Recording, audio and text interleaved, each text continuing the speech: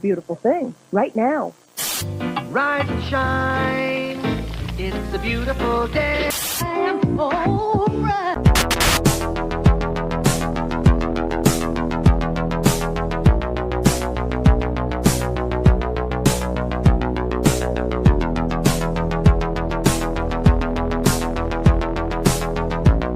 About a third of the building has been blown away.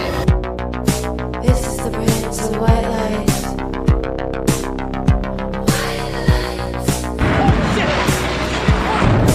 Our very freedom came under attack in a series of deliberate and deadly terrorist acts. And at that point, we were taken for another round of questioning, this time related to our allegedly being members of Mossad.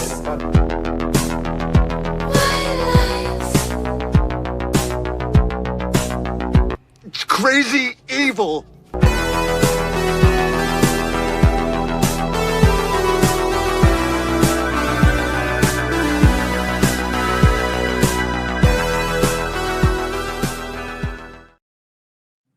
Good morning, good morning. Welcome to the No Way Jose podcast. This is the Morning Dump. I am your host, Jose Galison. Today, I am joined by the great Ken Silva. Pleasure to be with you guys today. It is 9/11, which is wild. Some of you may not even realize that with some of the craziness going on. I had to be reminded of that myself, but it's 9/11. I don't know if that bears any significance with yesterday's events.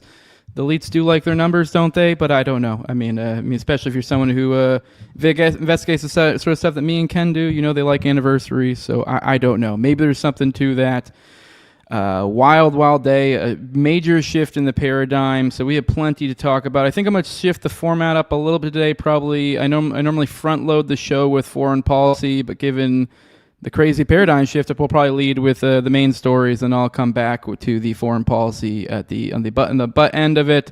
Although I do think the foreign policy, I mean, while we have no idea what the really much of the why here, it's I do at the very least I think it sets the stage if to kind of be aware of everything going on. I know a lot of people got mad at me. There was some controversies or some things I said online relating to the Charlie thing, which maybe we'll talk about later. I'm willing to talk about that, but.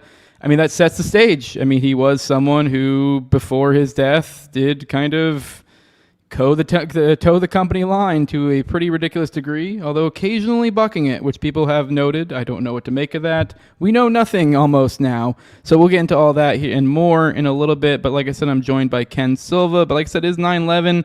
Good to be joined by you guys today for Morning Dump. We have a guest, so as always with that, we're a little bit less audience engagement today. But I hope you guys had a productive morning so far. If not, we're about to continue that. We're about to start that or continue that trend with Ken. Get a little bit informed on the world. So, what's up, Ken? What do you think? I mean, I don't even know where the fuck. I feel like I'm just kind of spinning my wheels. It's just, what do you say when one of the most beloved, political, or not even beloved, maybe just known. Because like I know a lot of people's wives were like into Charlie Kirk, and so like he's kind of like well known. He just popped on TV. I don't know, wild stuff. I mean, we'll get just I guess kind of just thoughts, just introductory thoughts before we get any specific elements of the story or anything. Whoa. Well, first of all, it's quite the, I don't know if you want to call it coincidence, but you actually booked me before this all went down. So. I think we're going to get into like Ryan Ruth and a number of other subjects that are also in the news, but we're going to have to save that for later because this broke.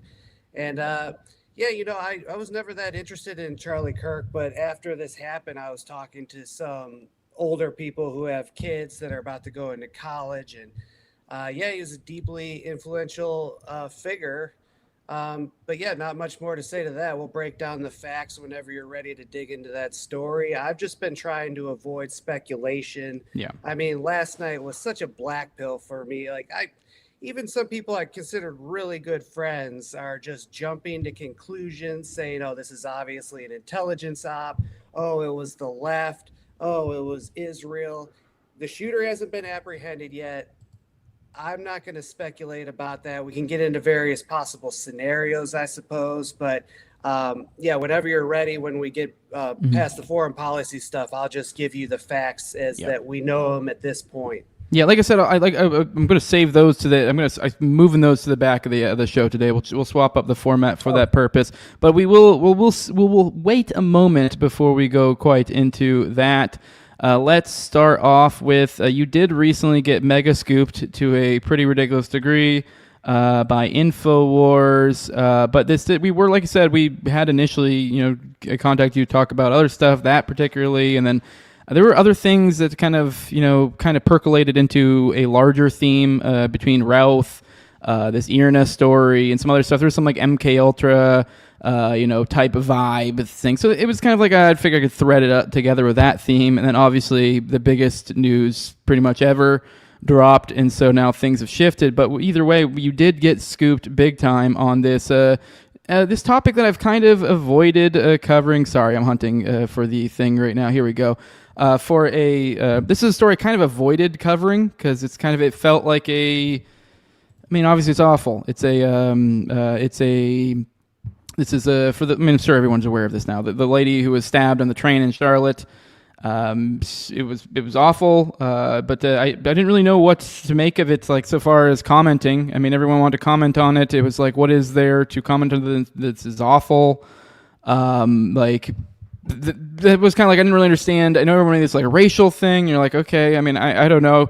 I mean, far be it for me to hem and haw about any sort of racial whatever. I mean, I do have a past of, being insensitive in that way, but it's like I just didn't see any clear line connecting one to the other, so it's just kind of like this is awful. What more is there to do? Yes, get justice. This guy should be in jail. Obviously, I get the aspect. People are outraged that the DA there is like, I guess, kind of serially releasing of prisoners or something along those lines.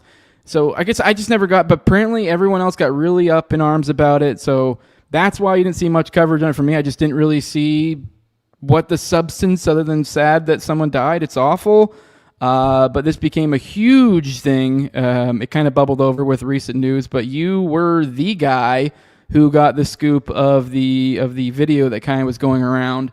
I'll be honest, I was kind of, on your note of like kind of being disappointed with people. This is one where I was actually kind of disappointed with some people out there. I'll be honest, I never watched the full video of this because I had no desire to, but I saw lots of people out there commenting on it in such a ways that I know, and I'm like, come on, I know you didn't fucking watch this. You know what I mean? Like, it's like I guess I don't know for sure, but it's like coming out with takes, and it's almost like seems like copy paste from other just the worst low tier kind of what people call grifting behavior, and it was just like, ugh. And so I guess to that, just kind of pass it to you. Just any thoughts on that story generally? I mean, you did cover it. I don't really know if any thoughts other than just the facts on the ground, but just I did kind of generally avoid it. But you did get royally fucked over while doing good journalism recently, because you actually found the video, and then that kind of got all cut up, and it almost seemed like it seemed to be trying to make a misconception of the scenario by some people out there, and that seems to be what people have now. Although I don't know, I might be wrong. Once again, I didn't watch it, so you've watched it, so I assume so. You probably can give us a characterization of the situation. Yeah, go ahead. Well, I have not watched the full thing, even though I was the guy to obtain it. I guess I'll just start at the beginning. The one phrasing I would disagree with is that you said I got scooped with InfoWars. They didn't scoop me. They stole my shit. There you go. That was what I meant to say. No, it's fine. I know what you meant, but just for anybody that you might have a misconception. So I live in the Carolinas within driving distance of Charlotte. I was aware of this story before the footage happened. It occurred on August 22nd. About a week later, I FOIA'd the footage from police. They denied me, saying I needed a court order. But then a couple of days later, the transit authority, not the police, the train, the people that run the train released it to local media. And the local media released highly edited footage that doesn't show the actual incident. And due to the public interest, I figured I'd go after this footage and give people the full picture of what happened. I mean, it's obviously a very visceral thing. It sparked a lot of outrage. I think the political angle here is like, yeah, Democrats soft on crime, which we can get into that later. In any event, I filed a public records request with the transit authority on Sunday night. On Monday, they told me that they're processing my request. Tuesday morning, as I'm setting up my website, getting the emails out, I get an email from the transit authority saying, hey, we have a CD for you, but you have to pick it up. Do you have anybody near Charlotte? And I said, well, yeah, in fact, I live pretty close. I'll be there shortly. I drove it, picked up the CD, had to find a computer with a CD-ROM. That was a whole process, which is why I know people stole from me, because like I'm the only guy that went through this whole process. But I downloaded it, sent it to a producer. He's on Twitter. It's like the number 6, I think, is his account. He's a great guy. He had to it was in a weird format. The raw footage showed like all 6 screens from different angles. So he had to kind of make it so you could just see one angle at a time and really blow it up. It's about a 20-minute video. We would put our watermark on it. It started to go viral, but then I got feedback from somebody whose opinion I value saying, hey, we blurred out the actual stabbing, but as her life slips away, the blur goes away. You could see her eyes roll in the back of her head, just really, really disgusting stuff. So we went back, we took down the video, blurred out the whole face from her getting stabbed thereon, but it had already been cribbed by Alex Jones, who removed or cropped out our watermark, put his own watermark in it, and then it went viral. I think our Headline USA account still got several 100,000 views, so we did all right. But the significance is that like people like Jack Posobiec clipped out like a minute after some people do respond to her and try to help her, or at least attend to her. And there's this whole narrative like, oh, these savages on the train didn't even care. Nobody helped her. And that's not quite true. So there is like a significance beyond, like some people are like, oh, why are you jealous, bro? Like this, you know, why should you even care if somebody stole it from you? Just focus on the story. You know, first of all, this costs a lot of resources to do all this. But second of all, people are editing it to mislead the public and further the divide in society. So it does matter beyond me being stolen from. It matters from like a societal point of view. And like, I get it, we get sloppy sometimes, but something just feels when I know that you don't know, and it's like, I mean, I know, because I mean, it's like, you didn't even want, like you just said, you didn't even watch the video. I didn't want to watch that video. I did accidentally, scrolling through Twitter, I think, did catch the moment where basically her life left her, but I'm not happy about that. I've seen, same thing goes for the Charlie thing, despite the controversy there. I accidentally caught the other video too, which is fucking horrifying. You know, yeah, I mean, it's not nice to see, but it's just the point that, yeah, you know that these people probably don't know these things. There are real people like that, you know, did respond. You know, there were people who were like, BX covered this pretty well about how like some people did respond, and now this narrative goes out that nobody helped. And so it's like, I don't know, I guess these people aren't be like getting their names thrown out there, but it's kind of just feels gross. But at the end of the day, like this guy did kill someone. He should be in jail. So it's just there's no reason to make, I don't know. There's a lot of this just been just gross media spin that I guess maybe it's just kind of where we're sitting at. We see it more. But this is just, I don't know. It just feels this type of whatever this is in the air, and people are grabbing onto it very much. It's like static electricity that I can feel. And this does feed into our other stories where it's like they're just ready to jump onto something. This feels like this was priming them for something, some sort of a boogeyman to be ready to go after. I mean, and that once again, this guy should be in fucking jail. He should be under the jail. Fuck him. But now I guess we should at least mention the story here that we have up. The recent, he did, I guess, is claiming that he's under mind control. Now I will say I haven't read the story. I just kind of dismissively in my head off go, no, you weren't. But like, okay, now to be fair to him, I will say from my research, and maybe you'll agree with me, the demographic of which he is likely, I don't know, maybe he was homeless or something. I don't know what his specific situation was.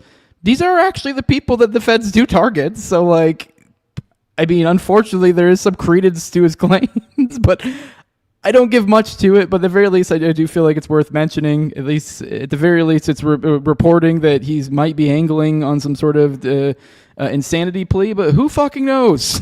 Maybe they are controlling him. And just thoughts on that. What are the specific claims particularly? I think I heard some video going around where he was making claims to his lawyer. His lawyer was repeating his claims, and it sounded really stupid and unintelligible. I did not take it with much seriousness, and I don't know where you're at with this one, but go ahead. Well, he did initially say this in January. It's in court records, so he's been saying this for a while. It's not something he just pulled out of his ass.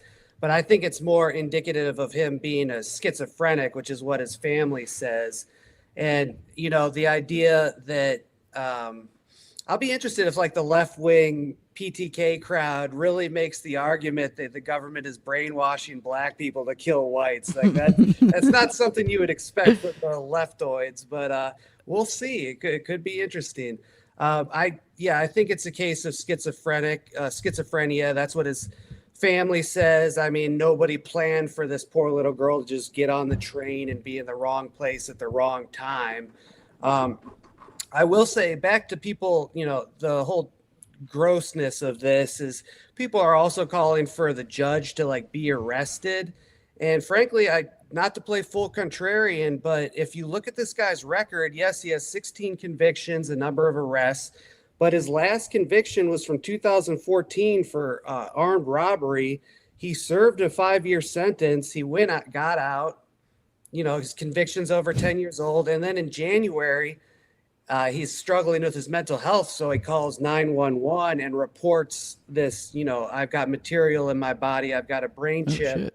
And so he's arrested for misusing 911.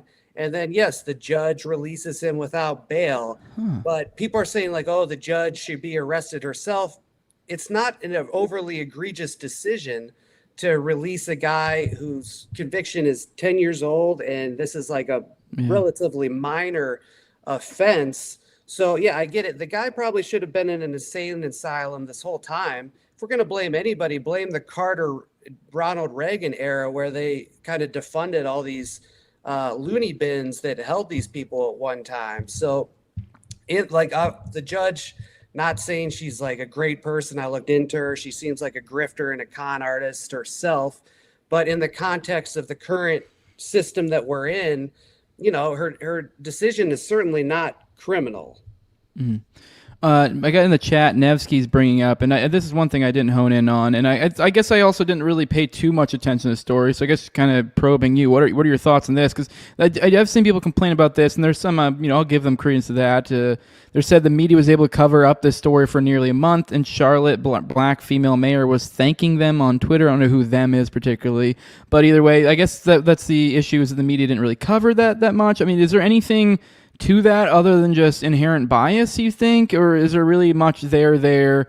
Like I said, I didn't pay too much attention to it, but is there some sort of outrage to be had that there was a flagrant undercoverage or something? Because I do remember this being covered and then just got covered again when the video came up. So I guess that's just kind of my point at the beginning. What more is there really to say than that's tragic and that's awful and he should be in jail? Yeah, so. Well, the local media hasn't done a great job. I mean, they reported he was denied bail 2 weeks ago, and the judge referred him to a mental hospital. That's where he is. He's not in jail right now, but a lot of the headlines were like, oh, he's staying in jail because he was denied bail, which is just like they didn't read the records. I was the only guy to report that he was actually sent to a psych facility, which is where he is currently, despite facing federal charges.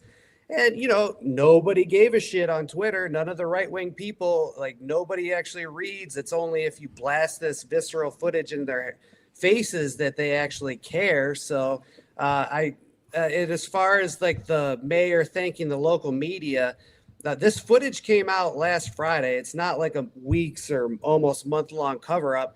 The footage came out. The local media, they air the footage right up to the stabbing, but it's still pretty visceral. I don't think it was a very terrible decision to not, air a poor girl getting stabbed to death. I think it's defensible. They still show right up to where the guy has the knife over her neck. So, you could clearly see what happened. And yeah, the mayor did thank the local media for not airing the actual stabbing. I think she said, condolences to the killer's family. So there has been some negative reactions from the liberals saying I think Van Jones said, oh, this guy was hurting, the typical libtard shit. But yeah, it's whatever. I don't know. The footage is out now and we could have the debate about crime policy and all that. And what more is to be said? All right. And, well, let's move on to the next story, which is going to be a really short one. The only reason I'm even really bringing this up is just to let you guys know this happened. Me and you talked before this, and I mean, neither of us have really looked into this at all, but there was even with all the excitement yesterday, there was a shooting in Evergreen High School in Colorado. I guess the suspect's dead, two injured, so I guess there were no deaths. But either way, I just felt like for one, there was a shooting, so it's worth mentioning, and two, just worth mentioning that no one probably even really noticed that this happened yesterday with everything going on. So maybe there'll be more to come on that. Thankfully, no one was actually killed here, but even with it occurring in the moment, we had everyone's eyes on Kirk. So I just figured that was worth mentioning. Maybe we'll probably pick that later to pick at that to see if there's any information for maybe days to come. But it's still pretty fresh, and me and Ken don't have anything on it. I mean, I don't know if you want to mention anything. If you have any thoughts, just kind of, I don't know, just the idea that hey, it's crazy. We're in a world that this is not the leading story domestically. But other than that, we're in Charlie Kirk world. So let's I guess take it away. Yeah, I don't have anything to say about the school shooting. The Charlie Kirk thing, let's start. I typed up a little timeline here just to get into the facts before we start speculation or whatever you want to talk about next. So at 11:52 a.m. Mountain Time, the assassin arrived on the campus of Utah Valley University, where Charlie Kirk was soon to speak for his, I think, America Comeback Tour, it's called. And specifically, I think he was doing that whole prove me wrong shtick. So according to the FBI press conference this morning, the suspect is seen moving through the stairwells, up to the roof, across to the roof, and to the shooting location. Meanwhile, Kirk's getting ramped up for his event. By 12:09 p.m. Mountain Time, again, he's throwing hats into the crowd, warming up.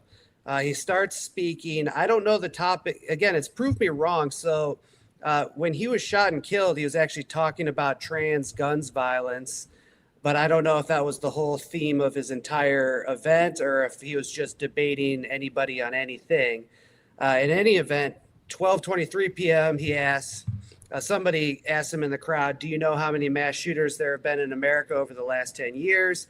Kirk response is counting or not counting gang violence. 8 seconds later, he's shot. After the shooting, the assassin runs away, moves to the other side of the building, jumps off, and flees into a nearby neighborhood. Apparently, he then goes through the woods, and after that, we don't know. I guess Ring doorbell camera footage does show the guy. The FBI says they have it. It's a college-age male, but they're not releasing the footage, which, again, that's highly suspicious. It could actually indicate that this was a trans and they don't want to spark a huge panic and, a right-wing trans genocide, but could be any number of things at this point. Meanwhile, a person of interest named George Zinn was detained. Apparently, he was making a scene right after the shooting that law enforcement alleges kind of distracted investigators and allowed the shooter to slip away. He was cleared as a suspect, but he was charged with obstructing justice. Another person named Zachariah Qureshi was also detained and cleared. I have no idea about why this person was detained in the first place, but this person, I believe, is the person that Kashyap Patel last night referred to when he tweeted out, oh, we got a suspect in custody, and then he had to retract after they cleared the guy and released him, which is just like total clown world behavior. It's to be expected from that guy. Thursday morning, conservative pundit Steven Crowder said he received a leaked email from an ATF agent which said that, quote, an older model imported Mauser 30-06 caliber bolt action rifle wrapped in a towel in a wooded area was found near the campus. So they recovered a rifle. We don't know for a fact that it's the rifle. Apparently, the ammunition, the cartridges had engraved wording on them expressing, quote, transgender and anti-fascist ideology. Of course, dumbass grifters like Alex Jones jump on that and immediately reported that, oh, the ATF is saying that this is trans Antifa violence. We don't know that. This could be a skilled operator who just put those markings on the bullet as a misdirection, of course. And let's see, that is where we're at. That's about all the info we have. Yep. Well, it unfortunately seems to match the MO of too many things that we look into. I know a lot of people have jumped to Israel right off the bat, but I mean, as you just mentioned, even with this transgender, Antifa markings, whatever, I mean, that can, for one, I guess, the obvious that, the low-hanging fruit that maybe it's a transgender or an Antifa guy, but then also there's perhaps it's what we might refer to as something like an accelerationist. Or, as you've pointed out, I saw a post, you said just a smooth operator or something along those lines. Is anyone who knows what they're doing, is trying to deflect blame, would do that. It's easy. It's these people are so dumb, just throw out 6 million wasn't enough, or put, or you could go the other way with it and go, we must conquer Jerusalem, or some nonsense, and people are going to find a way to get upset about it. You just got to make it some politically charged something or other, and boom, now you have it. People get sidetracked, whatever which way.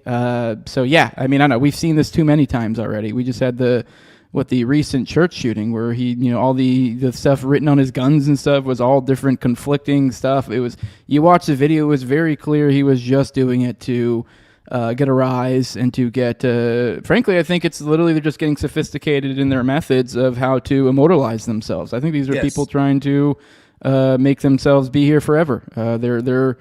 It's this weird inversion of this, especially if you get like the 09A 764 ideology stuff, specifically those guys, not saying that church shooting is that. There seems like this hierarchical thing where it's like they think they're better than everyone, but their life's also kind of shit, and it's like, but they want to live forever, and this is kind of one of the only ways in which they can do it. So if you immortalize yourself, you find ways to hack the system to get them to spread your message for you, or to charge it even further in ways like this. Yeah, so I take this to mean almost nothing. I don't know if you take it to mean anything more than that. I don't really know much there is to say commentary-wise on that. But yeah, otherwise, I guess we can start getting into like maybe some of the other things like the videos. Here's, for example, here's a Zachariah Qureshi. Here's a picture of that guy too. Here's a police scanner, I guess, where they revealed his identity. I don't know if that would be of any use, but yeah, I don't know, any thoughts? Just I guess in this round before we move on to like maybe looking at like the shooter and stuff like that, just before we change scope. Yeah, I was just gonna say I probably don't think it's like a 764 type going viral thing, because this does seem to be a sophisticated operation where they knew exactly where to be, exactly where Charlie Kirk would be. It's like kind of a bull where they had to have a specific vantage point from the roof in order to shoot him. It does look sophisticated. On the one hand, I saw Daniel McAdams tweet out, who benefits from this? And the answer is clearly Israel does. I think, Charlie Kirk, his job was to steer young men into mainline republicanism, and he was starting to fail at that. I think, people in the know will tell you that most of his followers were like Groyper type people. He was trying to contain them, but he was failing at that. I think his recent anti-Israel comments weren't him like having a newfound conscience or like a change of opinion. I think he had to move to the Overton window to maintain his own credibility. But either way, his operation was failing. And so there is the idea of like, oh, this is asset disposal. Charlie Kirk's now a martyr. We can crack down on dissent, and we can appoint somebody replacing Charlie could be even more pro-Zionist, and nobody will be able to criticize it because of what just happened. So there is that. Who benefits? It would be Israel. On the other hand, we do have like these tranny death cults. They are a little bit sophisticated. And these libtards and trans people, they don't consider these second order effects. Like, I don't think they think that far down the line. So I'm open to either. It could be deranged, libtard, could have been, I don't even want to say it because people think I'm spreading propaganda, but it really could have been like a Muslim, somebody pro-Hamas. They have grievances. Yes. So we just don't know at this point. Yeah. And I'm waiting until the facts come out before I say anything more definitive. I mean, I've been studying obviously, I've got a book coming out on Trump assassination attempts. I've studied crooks every day since July 13th, 2024, and I still don't know what's going on there. So I'm not going to put the cart before the horse on this. Certainly. It's like, not even 24 hours old. 100%, for sure. Now, I don't know. I mean, you did mention you saw him moving all about and stuff like that. So, actually, that's not the one I meant to bring up here. There's all these different videos that I guess we can look at to at least just show the audience just kind of what we were talking about. I know you mentioned him moving here, there. I mean, there's videos that seem to show him from different angles, on the rooftop. So here's one. Let me make sure. Oh, it's not up. Of course, it's not up. God, I hate freaking StreamYard. All right, you can see that, right? Yeah. Yeah. Give me a second. All right, let's go ahead and play it. I don't have audio because it's being glitchy, but you don't really need it. So you can see it's going slow. Oh, sorry. It might be too hard for people to see. If you look in the top left, let me see, right here, you guys can see my cursor. There's a little thing right there, and if you watch it, you can see it moving away. It's walking away after the shot. So this is what you're referring to earlier.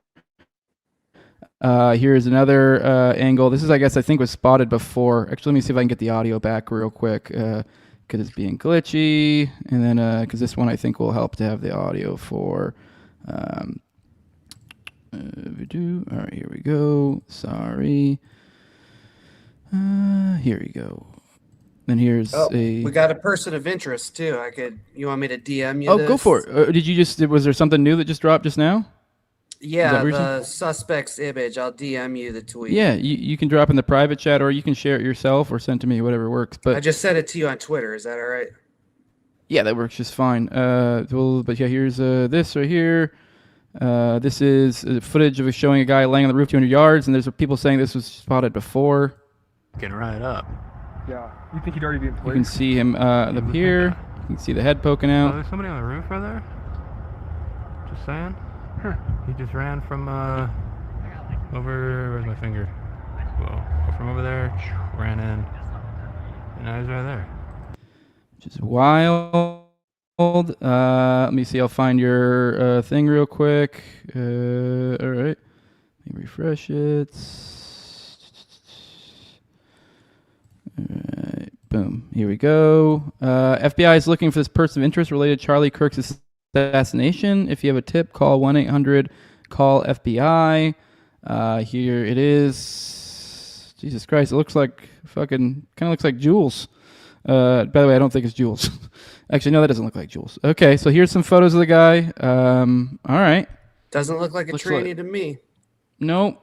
I mean, either they're selling it really well or not well at all. I don't know. But yeah, it looks like some sort of, I can't even begin to looks like maybe some sort of red, white, and blue. Almost want to say an eagle, perhaps, or some sort of design is what we're looking like here. Black long sleeve, a hat, glasses, dark jeans. I mean, it's literally like the Marvel I'm undercover look. And then except for having a little bit of a graphic design on his tee. But yeah, I don't know if there's anything more. But yeah, they pushed this out. This is from the FBI. So nothing really, I guess, to say more on that other than that is from the FBI. So if you guys know who this person is, I guess call the FBI as much as I don't like the FBI. So yeah, I don't know. Do you have any thoughts about the videos going around? Have you seen anything, I guess, maybe dubious about those videos? Most of them have been just pretty much, just little guys on the roof that I've seen. Is there anything that maybe videos that I didn't hone in on or something in that realm on video, that people have so far that you feel like is worth even mentioning at this point? I know everything's very early. I don't imagine you. Once again, I know we're not going to try to dig too much into speculation, but at the very least, we're just covering where the discussion's at amongst people right now. I guess particularly so because this is a unique time. So. Have you seen the video of the ring supposedly changing fingers? Yes, I didn't bring that because that seemed a kooky territory, but yes, that is. I don't know what to do with that. You can distinctly see in the video, it's on his I guess his wedding ring. On his in one literally from one frame, it goes from his ring finger, and then I think it's after shot, and then you see it again, and it's literally on his pinky, and I don't know what to make of that. So yeah, my theory, again, total speculation, but first of all, we need to know who took the footage. Yes. And people are jumping to conclusions oh, this is staged or AI, and that's clearly not the case. There's hundreds of cell phones that all capture it. If anything, my speculation would be that this is a highly sophisticated disinformation op to get a certain segment of the public to be like, oh, it's fake, to distract people. And it was planted there as a distraction, even though the shooting was definitely real. And that would, be indicative of this whole thing being a highly planned out assassination operation. So that's my speculation. Yeah. Now here's another one. This is once again in spooky territory. Private jet under the tail number N888 KG left Provo Airport an hour after shooting. Now, I don't expect you to have anything on this. I'm just throwing it out because I see these posts sometimes, these sort of schizo posts, and I also just kind of want to probe you. What do you think when you see these things? Because it's like, you're a journalist. To me, that just looks like I have no way. If I was a journalist, I'd be like, what? How the fuck am I even supposed to verify this? Like, I don't know. I mean, I guess maybe if you worked in this, maybe you knew enough about tracking flights, this and that, or whatever. But I don't know. This just seems like something someone could just pull out of their ass and no one could really question it for the most part. And I'm somebody who worked on planes. You can look up this stuff, and I think, but I don't know. Just any thoughts when you see these sorts of things? Is this the sort of stuff you're talking about of like, huh?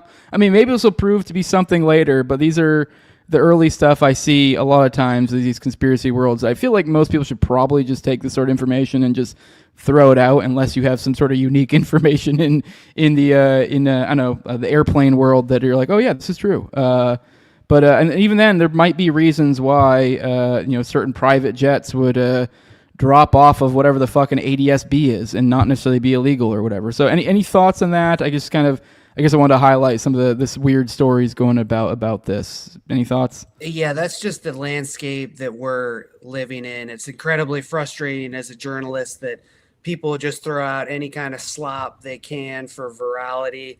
I guess it has to be noted and investigated to debunk, but I would be highly surprised if it turned out to be anything. And that's just, the landscape we're dealing with. We have not only feds, not only grifters, but foreign actors, guys sitting on their computer in India and Russia and Eastern Europe, China. They're all just Tel Aviv. They're all just blasting this out there to fatigue the public. I mean, we saw this after Butler with the water tower theories, people looking at a little black speck on the water tower and saying that must be a shooter. All this bullshit about like the guy must have zip lined off the water tower that was promoted by guys like Tony Saruga and a bunch of anonymous accounts. So, it is what it is. That's the current landscape. And I guess the most frustrating thing is that people just fall for it over and over and over again. And we're seeing that now. That's why the best meme is the fell for it again meme. Yep. That's why it's that's why I love that meme. It's getting to ridiculous territory. I mean, I don't know if we talked about this before the show or after, but just this Reichstag thing that's going around, which I think this the meme, the mimetic concept being spread amongst the right is kind of this that I'm seeing, and I find it a little bit disconcerting. Is that it seems to be all this oh yeah, the Reichstag, yeah, this is our Reichstag moment, and now we need to go stamp out the communists and apply full martial law or X, Y, and Z. And you're like, whoa, you completely missed the lesson of history there. Yeah. One more thing on Charlie Kirk, I guess, at least on some of the weirdness, I guess, before maybe we get into, I guess, a little bit more speculation. I guess this is speculation, but this is real, I guess. Someone shared this to me. There's already a book out called The Shooting of Charlie Kirk, a comprehensive account on the Utah attack. So right here by Anastasia J. Casey. So this came out, I guess it got published yesterday. I mean, I don't know. I mean, you're an author. I guess it's only 69 pages. So, I mean, maybe it's just someone jumped on it. Really, is it really this easy? I mean, holy shit, publication September 9th. But, I mean, maybe you know something we don't because I don't know if you've ever published in Amazon or know people who have. I mean, is that something like a placeholder you could have? Because, I mean, I feel like people are obviously going to get spooky-minded with this. I mean, but could it just be someone who's, I know, kind of, what is it? There's in Parks, and there's some sitcom where there's this joke where there's this guy who's a patent lawyer, and he just patents everything, and then he just waits to hit people with the patents. Is that maybe what we're seeing here? Is this an author thing where they're just, save out things, and she's like, oh, well, I'll make a quick buck and just copy and paste some shit I found on Twitter and make a quick little book and a quick buck. I don't know, any thoughts on this? Because this is already out there, and it was published September 9th. I mean, once again, I don't expect, but you are a little bit more in the literary world, so maybe you know something I don't. So I'm curious. Yeah. The September 9th thing is definitely weird. Yeah. I mean, anybody, you could write a book with Chat GPT in 15 minutes. So that the whole length it would take to churn out 69 pages is not surprising at all. I mean, there was a couple years ago where we found that somebody had written a book about the Oklahoma City bombing with AI. I'll have to pull that up and share that later on Twitter. So that part isn't interesting at all to me. The September 9th date is, though. So yeah, that's weird. And again, I think it's another hallmark of this being a very sophisticated operation where they want to sow confusion and make it sure that we'll never know what really happened. Yeah, that's so weird. All right, well, let's get into rampant speculation, I guess. Yeah. Let's see. I know we evoked Israel. I guess there's some people who've been clipped. I will go ahead and say I'll address the controversy here in a little bit. Maybe talk. Maybe after I'll let you go. Maybe we'll cover foreign policy. I'll go into that because I don't want to burden you with all my nonsense. But I guess I did put out there that I would apologize for my comments if we come to find out that perhaps I was wrong and he was getting ready to budge on certain things. I haven't seen anything convincing yet, but I legitimately am at a point that, like, if there are, I mean, I'm seeing things, people seeing this stuff out. There is stuff he's been talking about lately. I was like, maybe there's a point. Like you said, he's getting to the point where he just has to move on. If anything, part of the reason why I feel like I'm so hard on Kirk is he's one of those characters that I felt like he could be good. Like you should be good. Like your audience wants you to be good. And it's like, but then yet he would be here and then, crazily stump for Trump, even to the point where, dude, it's literally his signature. It's pretty obvious. And then also stuff like, stumping for like, Israel with the stuff going on in Gaza. But then we see some stuff where he seems to be, I don't know, maybe waffling. So I don't know if there's, I guess he was getting ready to debate Hassan at the end of the month. And who knows, maybe we'll find out there were maybe notes, like research notes or something. Maybe he was getting ready to shift in a big way on some stuff. But there are some examples that we're getting ready to go through. It seems it's been a little bit more based than we thought. So here's a video. It says 48 hours before he was assassinated, from Charlie Kirk. Now, I did not verify this is 48 hours. There were a couple that I saw out there that people were saying, days before on certain things. I was able to be like, that was not days before. Like, that was from the major Turning Point USA event that was like months ago or whatever. This maybe. I don't know, but just thrown out supposedly. But there are multiple things people have been thrown out saying this is recent. So I think it's worthwhile just at least noting this is where he's at.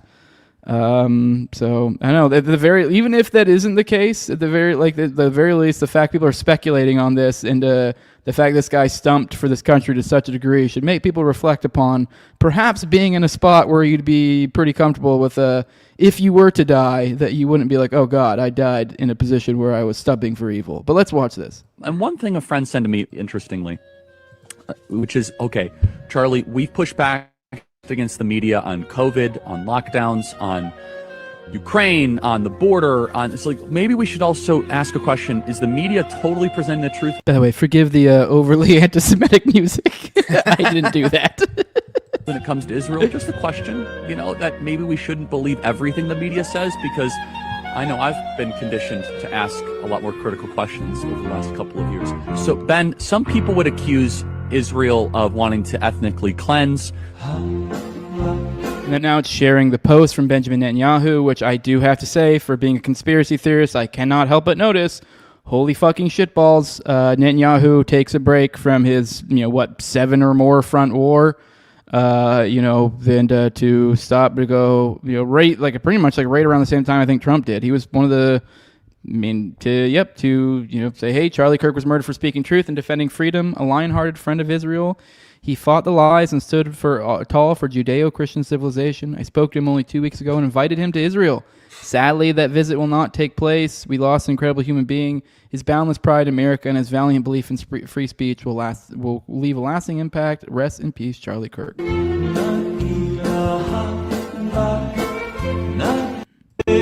that's all that one. And then one more kind of this was supposedly supposed to. I saw multiple people share this one saying this was 24 hours ago. And Jewish donors, they have a lot of explaining to do, a lot of decoupling to do, because Jewish donors have been the number one funding mechanism of radical, open border, neoliberal, quasi-Marxist policies, cultural institutions, and nonprofits. This is a beast created by secular Jews. And now it's coming for Jews, and they're like, what on earth happened? And it's not just the colleges. It's the nonprofits, it's the movies, it's Hollywood, it's all of it. It's like, time for you guys to wake up and say no more. Draw a line in the sand. I don't care if you hate me. And I do think it's worth mentioning that he was one of the first ones from the right that seemed to break rank early on with October 7th and point out that perhaps there was more to the story. Very, very, very early on. Very weird. It was but aside from that, he's been mostly pretty much on board. But I don't know. I just kind of, that's really what I got as far as the Israel angle. I know there's also people pointing out that the certain Israel grifting accounts are all making it all about Israel between Charlie and Iryna and stuff. And I've also seen who was it? Who's Shmuley? I've seen him making it about himself as well. So I don't know to what degree. I mean, I don't know if I would, the last little point about all these influencers or the Israeli, types making about themselves, I don't know if I'd put too much on that aside from that. Just that's the MO of this sort of disgusting sorts of, propagandists. But I don't know, just like thoughts. I mean, we did talk about this a little bit earlier, but I just at least want to show the audience some of the examples of why people are kind of giving this umbrage. There also is one more thing. There's a video from Harrison Smith, who's probably now that the one guy left, he's probably the number 2 over InfoWars, about how like a month ago he didn't say who it was, but he said another close friend of Charlie Kirk said, claimed to him that he was, worried that he would, Israel would kill him if he, whatever. I forget what the specific quote is. And yeah, here we are. I think he did kind of frame it in a way of like, I didn't really think much of it then. Like, I just kind of like to myself too. Like, I mean, if I'd heard that, a month ago, I'd kind of been like, yeah, that's, but I would think more like, oh, he might get financially destroyed, whatever. I mean, I guess I've kind of been expecting perhaps something was going to happen for a while now, but like, with as crazy as the discourse has gotten, while I'm not at all justifying this, the level that certain people have, like you mentioned earlier, the possibility this could be like an actual Muslim. Like, while I do think it's a counter to their aims, if there are people upset about certain influencers who have certain positions and do things like act like there's no mass murder, starvation campaign happening over the Middle East, it definitely doesn't make it okay for bad things to happen to them. But there are people who are going to be upset about that. And while I will say that it's going to be counter to your ends, you're making him a martyr, but it's also a possibility as well. So I guess it's kind of one of those things where it's like, really either party here could have done it. I could totally get, they both have incentives, like literally ultimately that would only help Israel if a Palestinian did it, but people don't always act intelligently, and sometimes people get upset and they do shit. And there's a lot to be upset about right now. Once again, that in no way makes it okay. What happened was awful. 2 children lost their father. A woman lost her husband.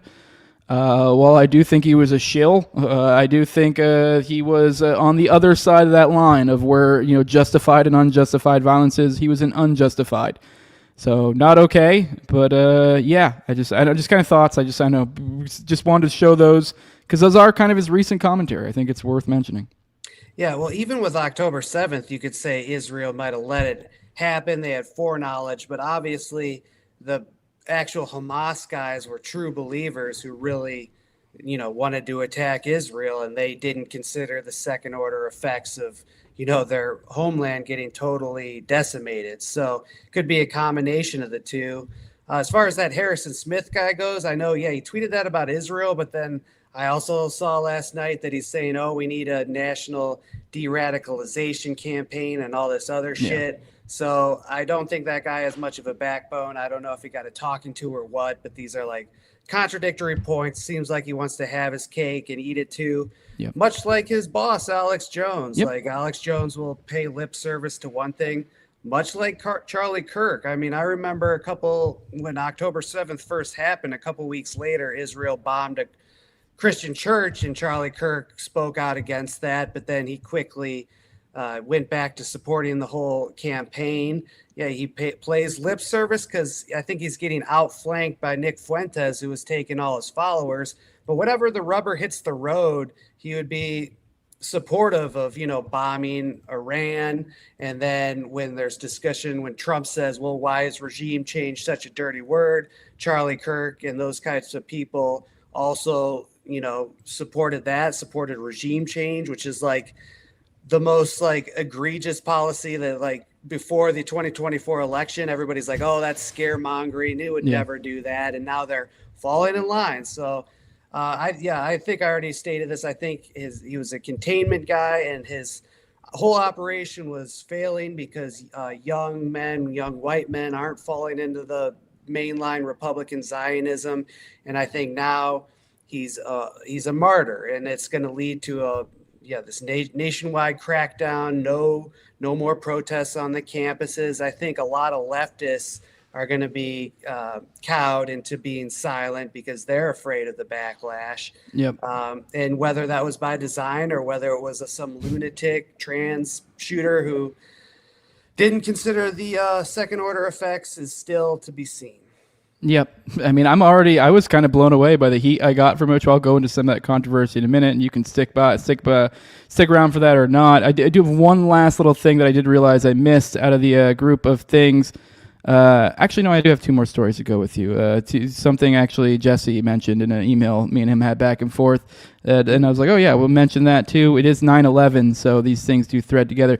But one last thing on the Charlie thing. Have you seen this video going around of the people behind him seemingly signaling? By the way, just so you know, this isn't the actual video of him getting shot. This is the awful angle, but this is before he actually gets shot. But you see... I'll play it. Just let me see. Do I even have it up right now? I do not, actually. Let me bring it up. I always forget to bring it up. Here we go. Let's play this. You guys can see. I'm going to mute it. Doesn't matter. You can see these guys behind him right before it's going to happen. One guy videoing him. And you're going to see him, the guy in white here, fidget with his hat in a second. Then kind of do what seems to be some other, you mess his ear, which, I mean, whatever, those are things somebody might do, just a fidget, but that's also, those are pretty standard, like first baseman, coach type stuff. And then watch, there's this other guy behind him, he's doing this weird, now that's like, very on the nose, like first baseman stuff, like he's doing weird arm movements.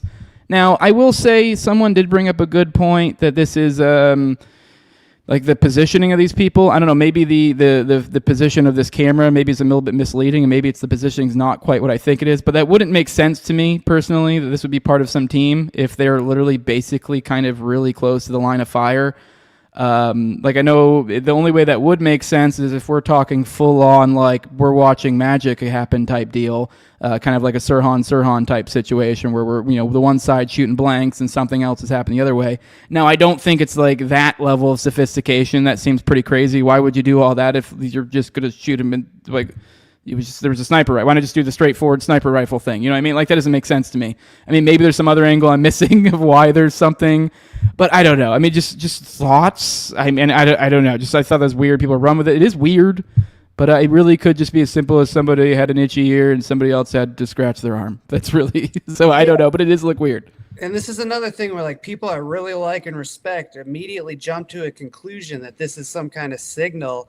And why would the shooter need a signal? It's just, aim, get your target in your sights and fire. He's sitting right there. Like, I don't know why they would need to tell him to do it. I think one of the Babylon Bee founder, I think his name's like Seth something. He identified the guy in the black who's apparently one of Charlie Kirk's best friends.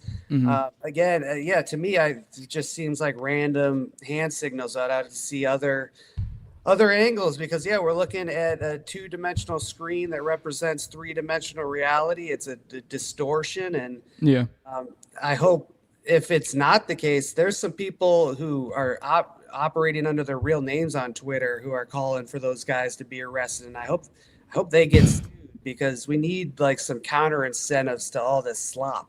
Yeah, that is pretty wild to run with. I mean, it is weird. I mean, I did see it and think, okay, I bookmarked it, keep an eye on it, but then like And then you think about it, and you're like, no, that doesn't make sense. Unless, like I said, some full-on Sirhan, like it's CIA magic, which I don't think that's what we're dealing with. Now, I did just mention I do have a kind of two stories, although I think they kind of thread together. Actually, I'll start with this one, and then we'll go into the other one, which is more of a 9/11 one. Now, I was talking to Jesse Trinity recently in a back-and-forth email, and I don't know, it was funny. I think maybe he didn't know I knew you. He was talking you up big time. And he mentioned this article, and I was like, oh, that's funny. I just so happen to actually have Ken on tomorrow, and I was like, hey, well, why not go down memory lane? He is right. This was a great story of yours, and it does tie into the Trinidad case, and it does kind of tie into, I think, just at least thematically, into the follow-up, which is a little bit of an ode to 9/11. But you did cover back in January 6, 2023, that the FBI may have employees embedded in the media. The DOJ report suggests. Now, I'm not necessarily suggesting all this complaining about the media that we've done today, the new establishment media or whatever, is necessarily a result of feds interfering. But hey, we've complained about it media all day. May as well at least point out that hey, Glowies play around in there as well. Just I'll kind of take it away and let the audience know how this kind of ties into, I guess, Trinity's story as well, because I thought this was a pretty interesting one.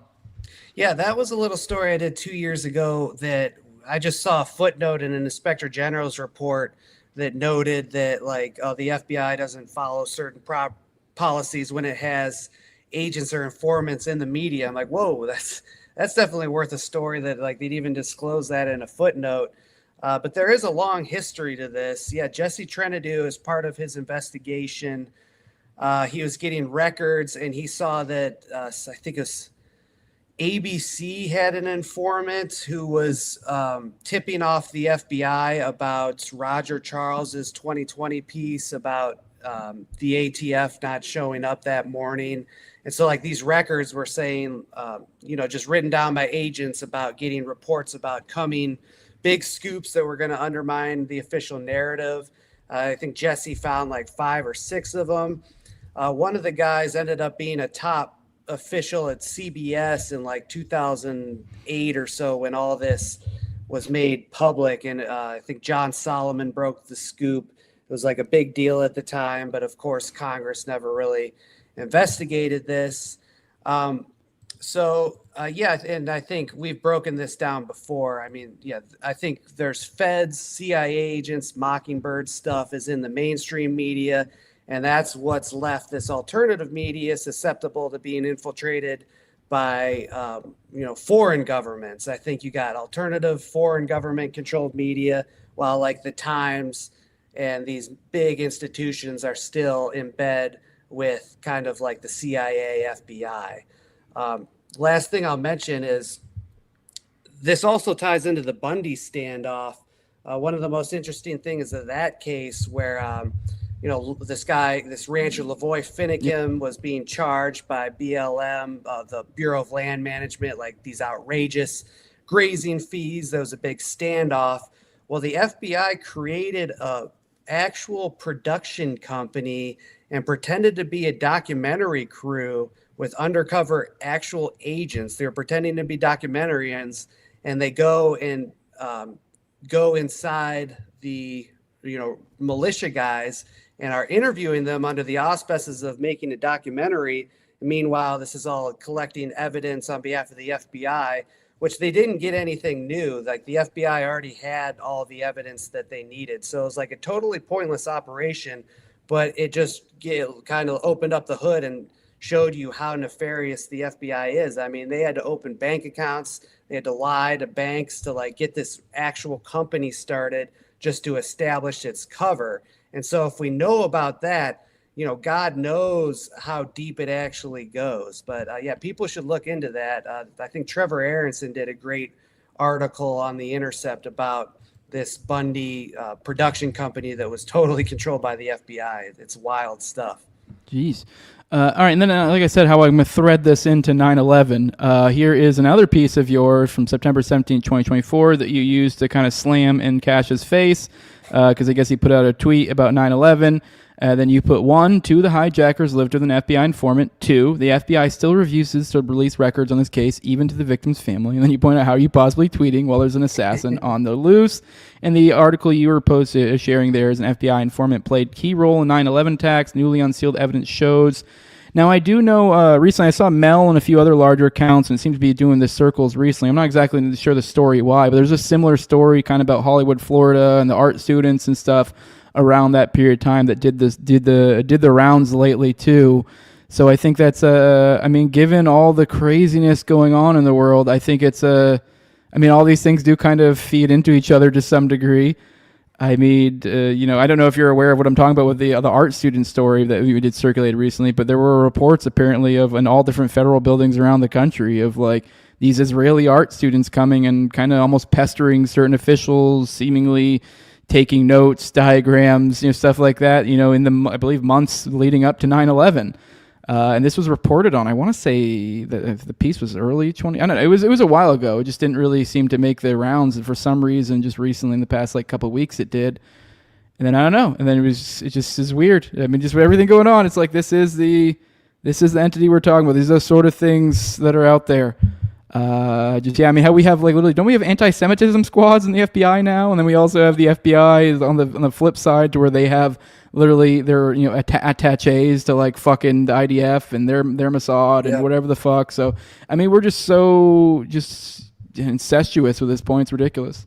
Yeah, and so I am familiar with the art students. I couldn't tell you the facts. I haven't looked into it too much. This article is about the San Diego cell. And two of the hijackers who flew into the Pentagon, their handler was a Saudi agent who was also close to the CIA. And it turns out, we know from testimony of actual FBI agents down in the Guantanamo Bay proceedings, that the CIA was trying to recruit these two hijackers as informants. And moreover, these two hijackers were living in an apartment that was owned by this FBI informant on the screen. I'm not going to even try to pronounce his name because I'd butcher it. But I guess the official story is that he was an FBI informant, and this al-Bayami Saudi asset flipped him and made him, either flipped him or tricked him into being complicit with the Saudis and their plot to attack the Pentagon. And the FBI says, he didn't really know what was going on, even though he was our informant. He just accidentally had these two hijackers living in one of his properties. So it's just, I'm not a 9/11 expert. I would recommend people talk to Adam Fitzgerald for the full story, but it does just show you how fucked up these cases are, I guess. Yeah, it doesn't. Didn't he just get nuked off Twitter or some shit, or YouTube or something? Yeah. I mean, do you know what's going on with that? And Adam, do you know where he is, or was it Twitter or was it YouTube? Both? What was it? He got taken off Twitter. Okay. His friend DJ Thermal Detonator told me that he's not even going to try to get back on. He's just going to try to focus on his research. He's still on YouTube, and we've got a Headline USA as a new podcast run by Jose Nino. It's called Headline Geopolitics. And we just had Adam Fitzgerald on to discuss the 9/11 anniversary and all these recent developments, including the revelations about the two of the hijackers trying to be recruited by the CIA. So people could find that podcast on iTunes and all the other platforms. It's called Headline Geopolitics. Mm-hmm. All right. Well, Ken, I am about to address the controversy and then segue over to foreign policy. So if you want to hang out for the foreign policy or for the controversy, you can. Otherwise, let people know where to find you, and you can just bounce. I'm not going to make you stand as I respond to the accusations of saying mean words about Charlie Kirk on the occasion of his death. I'm sorry, people. Actually, I'm not sorry. That was actually me being silly. This is not an apology, to be very clear. Although I will just go ahead and caveat, just to go there ahead of time. I saw there's two major camera angles that went around. The first, when I did make my post, everyone got upset about. I had only seen the one, and I had totally thought it was just going to get an hour later, we're going to be like, he was clipped, he's fine, and I thought they were just going to make a martyr, a lionize him, kind of like they did Trump, and it's like, and then once I saw that other thing, I was like, holy fuck, he is dead. And I'll be honest, I wish I didn't see it. It really is, it does fuck you up. Like I said, I don't like the guy, and I'll get into some of that, but Still, he did not deserve that. His family didn't deserve that. That was awful. This is only going to lead to bad things. As gay as it sounds, violence really isn't. Well, I guess that's not true. Violence in some cases is the answer, but in this case, it is not.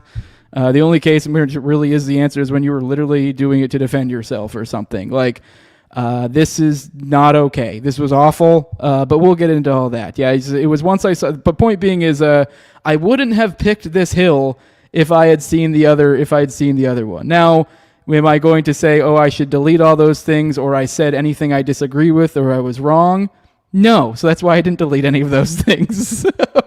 I just may have not chosen that hill at that very specific point in time if I realize how fucking grave it actually was at that period of time. Sorry if I'm laughing. It's sad that he died, but it was absurd because I don't know, if you do really see the disparity between the two videos, you'll see what I mean, although I would not recommend it. It does pull a little bit of your soul away, I think. I don't like seeing these things. As I mentioned with the Iryna thing earlier, I'm not someone who likes watching death videos. I can say someone's a shitty person. And also think it's awful they're dead. I can walk and chew gum at the same time. I think it's awful to do that to someone. So, but with that, Ken, if you want to stick around to answer for me to continue to respond to the upset people and to explain my YouTube audience in a better way than just a quick little Twitter. The outrage. Otherwise, let people know where they can find you, and we'll let you go. Yeah, I do have to jump off. I got to get an article on now that they have released that suspect's image. But I guess, so some mentally ill Oklahoma City bombing researcher doesn't clip me out of context. I should say, I totally disavow you, Jose. How dare you? That's awful. That's a little reference I'm sure some people will get. No, I would just say, it was crass, but I was more offended by people calling for like civil war and stuff like that, because I think that's actually nefarious, like big profile accounts doing that. With that, I'm going to jump off and get to work. Headlineusa.com. Go check out Headline Geopolitics, the podcast. We got a great 9/11 episode up. And on Twitter at JD_cashless. So thanks again. This is good. Thanks for joining me. We'll see you again some other time. The morning show is if you ever have breaking stuff, especially since it's easy for a guest to pop in and out. If you ever want to, the floor is open. You can always pop in 10, 15, 30 minutes, whatever you want, in and out, type deal. I mean, you see the format of this show, so makes sense for what you do. But appreciate your work and keep on keeping on, brother. I'll see you around. Yep, you too. Take care. Bye. All right, bye. All right, guys. All right, we're going to keep on. Now I will respond to the accusation. I do want to kind of lead this off with this tweet that I put out the other day that I thought kind of encapsulated the situation. It says, it's kind of crazy how right after the president gets exposed as very obviously being a sex fiend friend with Epstein, who many presume ran a child trafficking / blackmail ring to the upper echelons of the elite, the craziest thing ever happened. And it sure did. I also want to front load this. The accusations of keeping this in mind. We have 217 of the 218 signatures required. This is Thomas Massey. We just need one more congressman to sign the discharge petition in order to force a vote in the House on a bill to release the Epstein files. Victims deserve justice and Americans deserve transparency.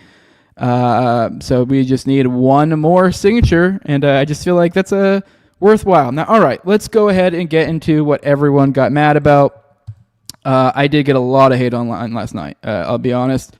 I was really surprised. I did not expect the viscera, I guess, the visceral reaction that I received. I understand why it was crass, although, like I did just say, to some extent, I wouldn't have probably done things this way had I realized how fucking grave the situation was at that point in time. When it was literally minutes after it did. But even way, it's so stupid. This is really dumb. Whatever. If a lot of you guys want to unsubscribe, unsupport, whatever. I'm not going to change who I am. I'm not going to, I'll be honest, as I've said many times, this is awful, but I also, I do think to some extent it's kind of almost maybe not necessarily cowardice, but it's just kind of fucking just gay. This thing you see when someone dies, and then it's almost like it's almost like an expectation of opinion to change or something, and you're like, no, I don't necessarily think I'm not want to go out of my way to demonize him any further than really is necessary. But at the end of the day, he died with certain positions, having done certain things, and those are things that stick to his name. And this is why people are concerned with things like legacy. This is why you hear things like "get right with God" or people are concerned about cowards' deaths. So, I mean, I really, as I said before, I did not want this to happen. I would have preferred that this guy would have been shamed for his awful positions and changed on some of them, because I did think he's the kind of person that, as Ken mentioned, his audience clearly almost wants him to be. Like, given his positions, he should be better on certain things, or should have been, unfortunately. But anyways, point being, is let's get into this. This one, though, I know I did just kind of rant a little bit about kind of like, hey, what the fuck? There was no, I'll be honest, there was no hatred, no nothing in this. This was literally just me being dumb. So this is what we're looking at right now. Someone posted, it said footage, an image of Charlie Kirk being shot in the neck at Utah Valley Uni. It's not up anymore, which is good, because actually I don't think you see. Although that was like I said, there was two angles. There was one that was from like kind of the other side of the neck and from a distance, and so it didn't really look. I literally did think it was going to be like we were going to get news soon and be like, oh, he got clipped and he's going to come out with a thing like Trump or something with a little. So yeah, but anyways, I just posted, I said, holy fucking shitballs, and I put Charlie Kirk has been shot, and I put, despite the huge target, they somehow missed his head. And then I posted a picture of Stevie Wonder as like in a with a sniper rifle. Well, not a sniper rifle, just some sort of gun. Okay, a dumb joke. It was a stupid joke. It really was a toss away, throwaway joke. If anything, I'm upset that it wasn't even really that great of a joke. It was a really dumb joke. It was and if anything, that was just my mind process. I actually was kind of like, holy shit. Like when I say holy fucking shitballs, that was where my head was at. I was like, whoa. And if anything, I don't know. I guess, welcome to my mind. This is how my brain works. I know, once again, I can walk and chew gum at the same time. Me making a dumb joke, finishing this, does not necessarily mean I wanted him to be shot. I supported this. Nothing there. I remember even when I crafted this, I remember being like, in my head, I should be careful to word this to not imply that I want this, because I don't. I was literally just making a dumb joke that his head's big, because that is like the meme that is associated with Charlie Kirk. He has a big head, and it's like he got shot, and I thought he had just got clipped, and it's like, come on, he's got a big head, so like that is obviously the joke. No, I don't think anything about my wording here implies that I wanted that or anything. I don't know, maybe you could read more into it, especially if you know my positions. You know I don't really care for him, but I know things think it's a leap to then go, perhaps I wanted that. I didn't. Now, so a lot of people were upset about that because they just thought it was an in poor taste joke. Like I said, this isn't the hill I would choose. The only reason I didn't really delete, because it's kind of like a posterity thing, and then once you delete, then everyone goes, ooh, why'd you delete? Ooh, why'd you delete? It was a dumb joke. It's not something I'm like ashamed of. If anything, like I said, I'm more embarrassed. It wasn't really that great of a joke. I probably could have crafted it better. It's a throwaway. It just wasn't even really worth the trouble. And then I did later then follow up, and I was still in the same position at this time. Now, this is one a lot of people get mad at, but like for sort of different reasons. I don't know which one I got more anger for, but they got anger for different reasons.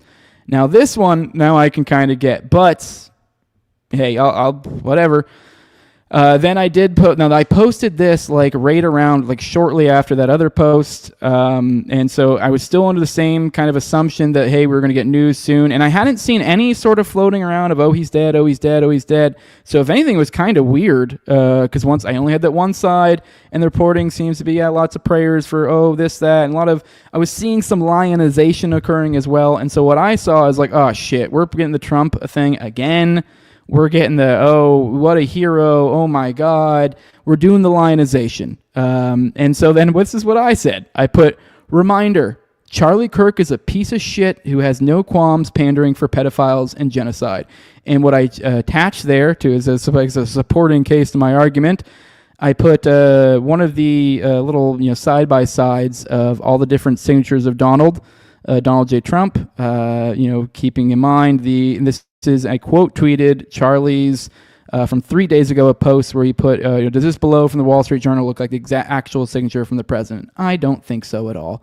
Fake. And then he posted the photo that all the conservative influencers ran with, which is the Donald J. Trump. Well, it's a full name signature. He has different signatures. It's pretty clear once you dig into this. Take 2 seconds digging into it. Like, you can claim that this Epstein letter that we've talked about on the show is a fake, but you can't claim that that's not an accurate representation of his signature. That's just retarded. Like, look at this photo, look at them side by side, and every single one of these fucking, these shill right-wingers ran with this, Charlie included.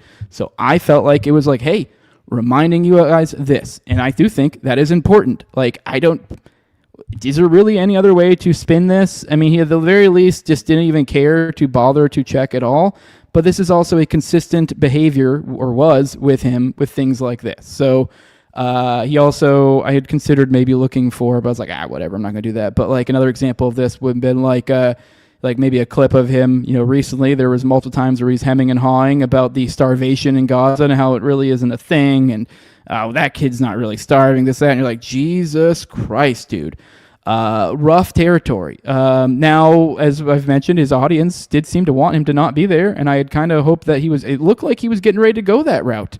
And perhaps, maybe, we will find out more. There have been lots of speculations, and I did put out, actually, let me see if let me find the tweet right now, because this kind of explains my position right now. I did say at some point that I would be willing to apologize for what I said, if there was something to prove I was wrong. Although even then, even apologizing would be like, was it unreasonable for me to have this position at that time, considering all the public information on his positions were what it was? I don't think so. I mean, if we kind of find out in secret that he was getting ready to do a super heroic act, it's like, well, can I really be held too much to account for pointing out that he was kind of a piece of shit before that, wasn't he? Now, if I do find out he was getting ready to do heroic stuff, I guess I'll say I'm sorry, I was wrong, but I mean, it's kind of reasonable for me not know this. So yeah, I mean, that is a thing. Like, that is, I'm open to coming back to this and saying I was wrong. So here's the example I was looking for, actually. Let me see, find this. Someone shared, this is the Harrison thing I was talking about earlier. It says, I'm not going to name names, but I was told by someone close to, here we go. Sorry, I always forget to bring these up. I was told by someone close to, I was told by someone close to Charlie Kirk that Charlie thinks Israel will kill him if he turns against them. And so that's what Harrison Smith had to say about that. To which then I said, did Charlie take some sort of turn to the light recently? If so, I'll apologize for my comments from earlier and laud him as a hero. Either way, this is still awful and violence is not an answer. If you post Charlie, what good is making him a martyr? Which I agree. And once again, I said, I guess I'll apologize because I was technically wrong, sort of, although he still would have done the things he did before. He just was getting ready to perhaps change his ways. So two things can be true at once, can walk and chew gum. And I'll just say, like, it's weird. That's like, what, am I supposed to not have, it's like, I don't know, a lot of people are mad at me just for saying these things, but okay, you could be upset, but am I wrong? And I don't know. I think I've seen a lot of people coming out, especially other people in the same milieu, the Walshes of the world. Some of these other people are kind of in a similar such position. And the message seems to be right now, we need to come together on the right, and we need to unify, and we need to put all our problems behind us. But what's going on right now? The right is incredibly divided. Why? I think over a good answer, or over a good reason. And yet then we have these certain people are now coming and say, we need to unify. We need to unify. Unify for what? And for why? And what so it's like, what are we putting behind us? Things like Epstein. Isn't that convenient? I mean, I don't know, maybe things like Israel. We'll move on. We'll come together. I don't know. It's just I'm not going to sit here and be involved in lionization for some. I'm not going to hype up somebody just because they were shot. It was awful, but the truth is what the truth is. He had his positions that he had when he had them, and frankly, they were despicable. And this isn't stuff where I'm like, oh no, I disagree with his position on healthcare. We're talking about where it's like, I mean, he's literally like, what the most, like the example I gave, like the signature, the most flagrant example of like, he's literally saying, that's not his signature. It's like, you take 2 seconds, you can find out it's his signature. I mean, things like just the incredible way to which he stumped for Israel. I don't know, just saying, there's a reason why people focus on things like legacy and stuff. And I don't think it's, now if people want to focus in on the Israel thing and the possibilities, and that becomes, maybe that does produce fruit, and maybe that he can become a martyr in that way, a martyr for someone in the sense of like, he was getting ready to finally, break free and break those chains. And okay, maybe there's an angle to, a little bit of martyrization. But I think these other characters that are like pushing this, especially ones in similar roles, they should take note of this. Because not that I'm saying that that's going to happen to them, and I'm definitely not wishing that to happen to them, but I mean, this idea of these people clutching their pearls and going, oh no, people saying that he did, saying true things about Charlie. I mean, I get there are people who have probably, ran with this and done probably discussing. I didn't particularly see all that stuff. I don't know. I didn't really, but I think people should be, think about where are you going to be at? Also, and then for the smaller content creators out there, you need to make note. Never, ever, ever, ever, ever, ever Israel. Like ever. If that's the case. Obviously a big if there. But even the fact that we're talking about this, I feel like is kind of like the idea that people have this idea. For one, it kind of is telling on just the idea of like where Israel sits in our consciousness currently. And then I don't know, also the kind of just the fact that we're even having this discussion kind of, in my opinion, sort of justifies the things that I said. Like he was such a loyal little soldier to such an insane degree that people are thinking perhaps he broke rank the ittiest bits of ways, and they offed him for it. That kind of tells you everything you need to know about the legacy he left. I don't know. I mean, if you want me to lie on someone and say they were better than they were because they died, I'm sorry, but I'm also not gonna say violence is okay. We can walk and chew gum at the same time. But this guy had a certain set of positions, and I pointed that out. Now, like I said, not the hill I would have died on. So had I realized he was going to die. But yeah, either way, that's that. That's some other controversy. Let's roll through the chat. Say our good mornings, and I think we'll roll through the foreign policy. So yeah, I don't know. I'll go a decent ways back. Obviously, I'm not going to go all the way. But yeah, I'm not going to go all the way back to the beginning of the show. So I'll pop in, maybe check in some of the chat, say our good mornings because we didn't earlier.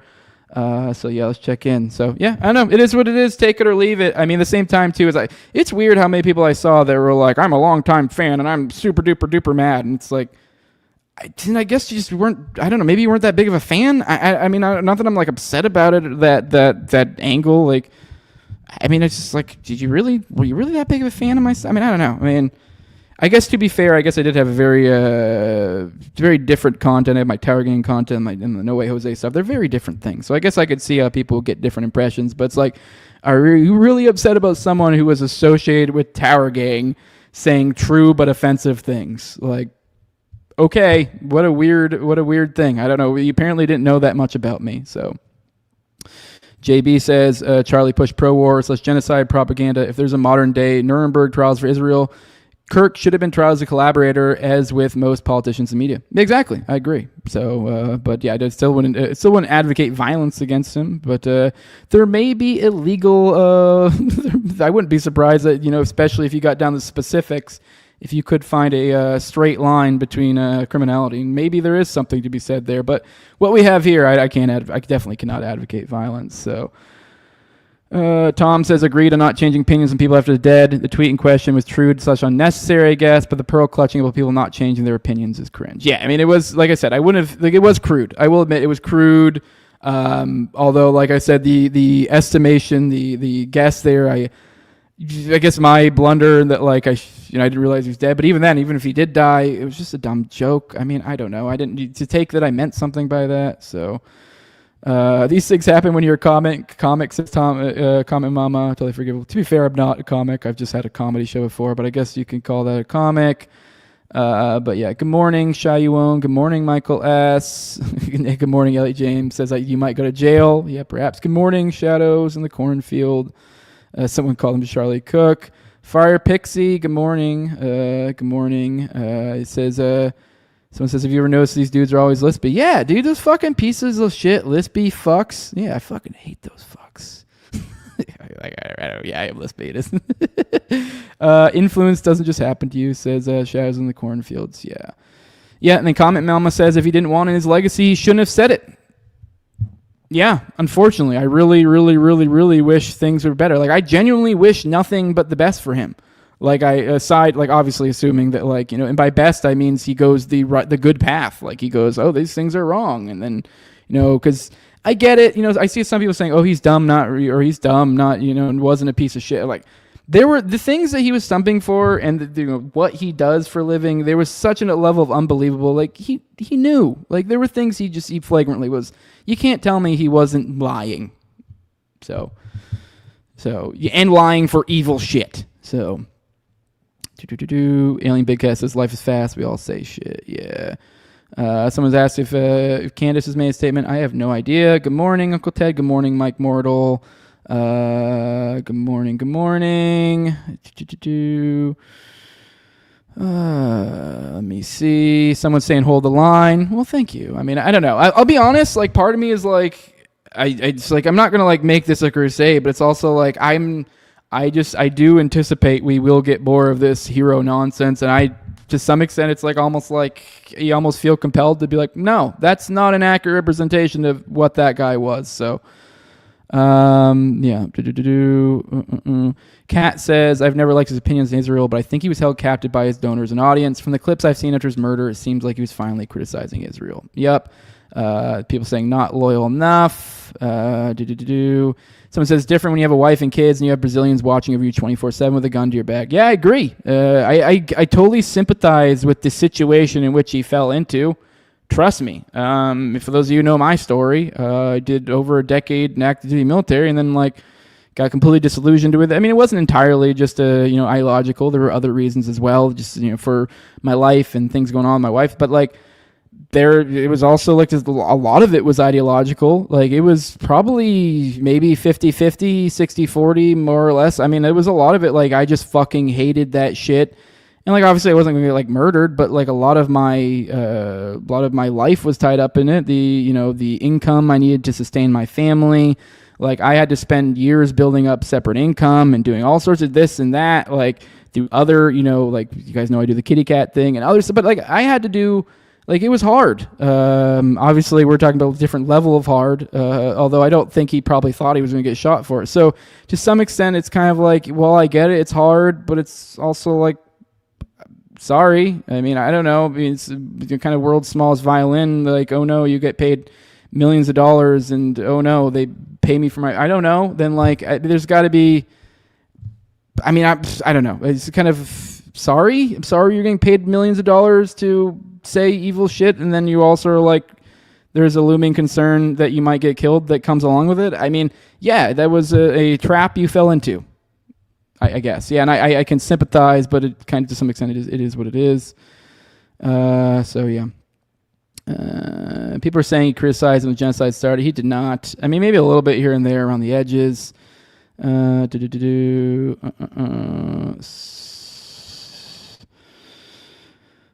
someone's saying, I guess he did recently start opening up to anti-Zionist figures. Good morning, Michael Ask. Good morning, YSL. Good morning, Bobo. Good morning. Charlie was in a debate defending Talmud quotes a couple months ago, saying he needs to bless Israel even if they consider us cows or dogs. Yeah, I mean, some of those clips might be from older too. So Michael's pointing out he did start platforming voices that did criticize Israel. To me, this seems like clear messaging. Yes and no. I mean, he has, like, this is what people are talking about, where he's like kind of softly giving way a little bit, but even then, it's like the most weakest or was the most weakest. So yeah. Tom says, I will say it's fucking wild to assume he was going to be okay. Yeah, I will be honest. I mean, but there was like I was doing shit. And I will say, if you watch that video, like the one from the one angle, it's night and day from the other angle. It's literally just shot. Oh, he kind of moved. And then you're like, okay.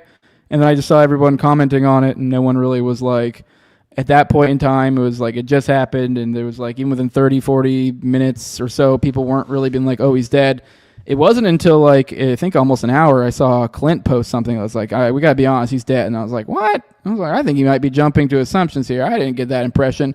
And then I saw the other video shortly after. Just happened to scroll across my timeline. I just, stomach sunk and I went, oh God, like, nope. There was anyone who saw that video. He's like the idea, even apparently I've heard, supposed stories. I don't know what the source is here, that supposedly he was still alive when he made it to the hospital.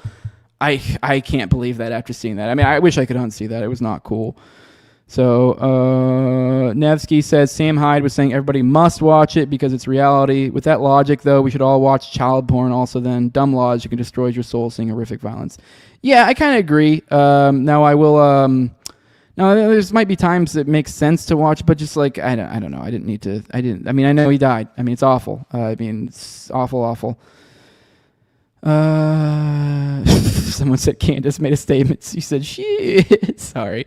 That's not funny. Good morning, Noname. He said he did have a juggernaut head. Yeah, I'm sorry. Good morning, Bug Fights. Good morning, Edwin Bodie. Blink twice if you're reading a script written by Brazilians, Jose. Yeah. Firepig says the blood poured out of him. Yeah, it was awful. I really can't. It's not something you want to see. It's Jesus. So Bug Fight said he had the same reaction in the first video. Maybe. Okay, I don't know. I mean, it was also, to be fair, I was kind of pairing it with the reporting at the time. The reporting was not like, oh my God, he's dead. Like, I mean, and the angle, I don't know. I guess I didn't sit there and overanalyze it. I was like, when it first happened, I saw a couple, but anyways. Nevsky's saying don't watch the video if you haven't already. It's just as bad as you can imagine. 100% I agree. Don't watch it, please. Just don't. There's no reason to. But yeah, someone said in the first video, said it was obviously shot pretty good. Okay, I'll take your word for it. I don't even really want to watch that one over and over again. So I think I watched it like twice, but I just didn't look that closely. I don't know. But that was the impression I had. So yeah. All right, guys. Well, let's go through some foreign policy stuff. I mean, geez, it's a wild day, but man. Where do we go from here? We've entered the years of lead, it seems, unfortunately. So, well, let's roll through some foreign policy stuff. Israeli military kills more than 70 in Gaza as it continues its campaign of destruction in Gaza City. We still got that going on. They're still fucking shit up over in Gaza. They're still calling for them to flee. So with all this going on, we still have, we have just more. I mean, they're still calling on them to leave, saying, hey, leave. We got more. It's still going on. So we also got, so far as in this last 72 hours, Israel's attacked 6 countries. Funny enough, today was actually kind of a slow news day for Israel. They've only attacked, I believe, Gaza and Qatar in the past 24 hours that I'm aware of. But the past 72, they got up to all 6. So they've done Palestine, Lebanon, Syria, Tunisia, Qatar, and Yemen. Although I guess the Tunisia one, they did do one in 24 hours. So they did drop a second incendiary device on... Oh, I just realized I didn't have these things up, but not that it matters. But they dropped a second incendiary device on one of the Gaza ships, because I know we were talking about already dead, whether the original one was legit or not. Obviously, I don't know for sure, obviously. But there was a second one that was looked to have been dropped on it. We showed the video on already dead if you want to see the breakdown of the first one. So this was past 2 nights around 11:30 is when I guess both of them dropped right around the same time, 2 nights in a row. The first one hit the lead ship, the Familia, and the second one was dropped from a quadcopter drone and hit the Alma ship on September 9th, and causing a fire to break out. So, and then over in GHF, if anyone's been paying attention to the ins and outs going on over there, I think Tony Aguilar went on, I believe, Breaking Points again. And there was one of the GHF spokesperson there that did back-to-back interviews. It was actually particularly really interesting. But one of the things that was brought up in that interview by Tony is that these GHF people have been hiring. It seems like almost like they're pulling from this anti-Islamic U.S. biker gang. And these are the guys running security at the aid sites. And they're basically modern-day crusaders. Like, if you look at this right here, that is literally... They're the infidels, and here's their literally a crusader cross, which is with a little bit of a new time flair to it, with it's on a shield. It is frater in arma, it says below it. So that was something Tony Aguilar brought up, that these guys are a bunch of men there. I think he even brought up CIH. I need to hit up Mel and see if maybe I could get her to hook me up to get him on the show, because man, we have a lot to talk about. But yeah, they're apparently he brought that up as a concern, that like they have a shitload of them, and I guess they responded, we'll get into that real quick. So it says the firm guarding sites where aid is distributed in Gaza has been using members of a U.S. biker gang with a history of hostility to Islam to run its armed security, a BBC investigation has found. BBC News has confirmed the identity of 10 members of the Infidels Motorcycle Club working in Gaza for UG Solutions. private contractor providing security at Gaza Humanitarian Foundation sites, where hundreds of civilians seeking food have been killed in scenes of chaos and gunfire.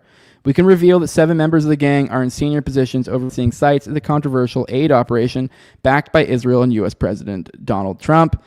UG Solutions defended its employees' qualifications for the job, saying it does not screen people out for personal hobbies or affiliations unrelated to job performance. So this is their recent defense of this group, that they have been found to be in it. The GHF has said it has a zero tolerance policy for any hateful, discriminatory biases or conduct. So that cleans it right up. The Infidels was set up by the U.S. Infidels Military Club was set up by U.S. military veterans of the Iraq War in 2006. And members see themselves as modern crusaders, using the Crusader cross as their symbol, a reference to the medieval Christians who fought Muslims for control of Jerusalem. The gang is currently hosting anti-Muslim hate speech on its Facebook page and has previously held a pig roast in defiance of the Islamic holy month of Ramadan. Putting the Infidel Bikers Club in charge of delivering humanitarian aid in Gaza is like putting the KKK in charge of delivering humanitarian aid in Sudan. It makes no sense whatsoever, said Edward Amel Mitchell, Deputy Director of the Council on American Islamic Relations, a leading Muslim civil rights organization in the U.S. It's bound to lead to violence, and that's exactly what we've seen happen in Gaza. The gang's leader, Johnny Taz Mulford, is a former sergeant in the U.S. Army who was punished for conspiracy to commit bribery, theft, and making false statements to military authorities. He is now the country team leader running UG Solutions contract in Gaza. Here's a photo of the guy. We emailed Infidels MC for comment. In response, Mr. Mulford, which, by the way, I do want to address. I've seen some of the lefty language already in here a little bit. You guys know me. If I didn't write that, that's not the angle I would take. To me, I just see glowing. I see glowing green is what I see right now. And that's not even mentioning, I did mention, the CIA connections, reference Tony Aguilar. He also claimed there was at least one, maybe more people with, were legit CIA agents that were, I guess, associated with this as well, with the GHF or UG Solutions or whatever one they decide they're working for that day. But anyways, very, very glowy operation. Look, it looks like at least onesie twosies, legit like CIA agents, and then a whole spate of fucking these people in this weird ass military club that kind of fucking glows. So we emailed the Infidels for comment. In response, Mr. Mulford instructed fellow leaders of the biker gang not to reply, but include the BBC when he clicked reply all, inadvertently disclosing email addresses and names of fellow Infidels MC members, some of whom were working in Gaza. That's funny. That's amazing. So the guy literally responded. It's okay to clarify. So the guy responded. So the BBC contacted this Mr. Mulford guy, the head of this group of these infidel members or whatever, and he said, and for comment. And then what he did is he told the other guys not to reply to this. But when he did that, he hit reply all, and so he forgot to remove the BBC from it. So he basically passed on the word. They're like, hey, don't talk to these guys. By matching up names and public information about Infidels MC leadership and evidence from UG Solutions insiders who work with them, we have identified 10 members of Infidels MC who Mr. Mulford recruited to work with him in Gaza. So I accidentally dropped the ball there too to connect the final point. And I think what they're getting at is they then use that to then be able to fucking, actually identify these people because the idiot fucking gave out all their email addresses and names to the journalists.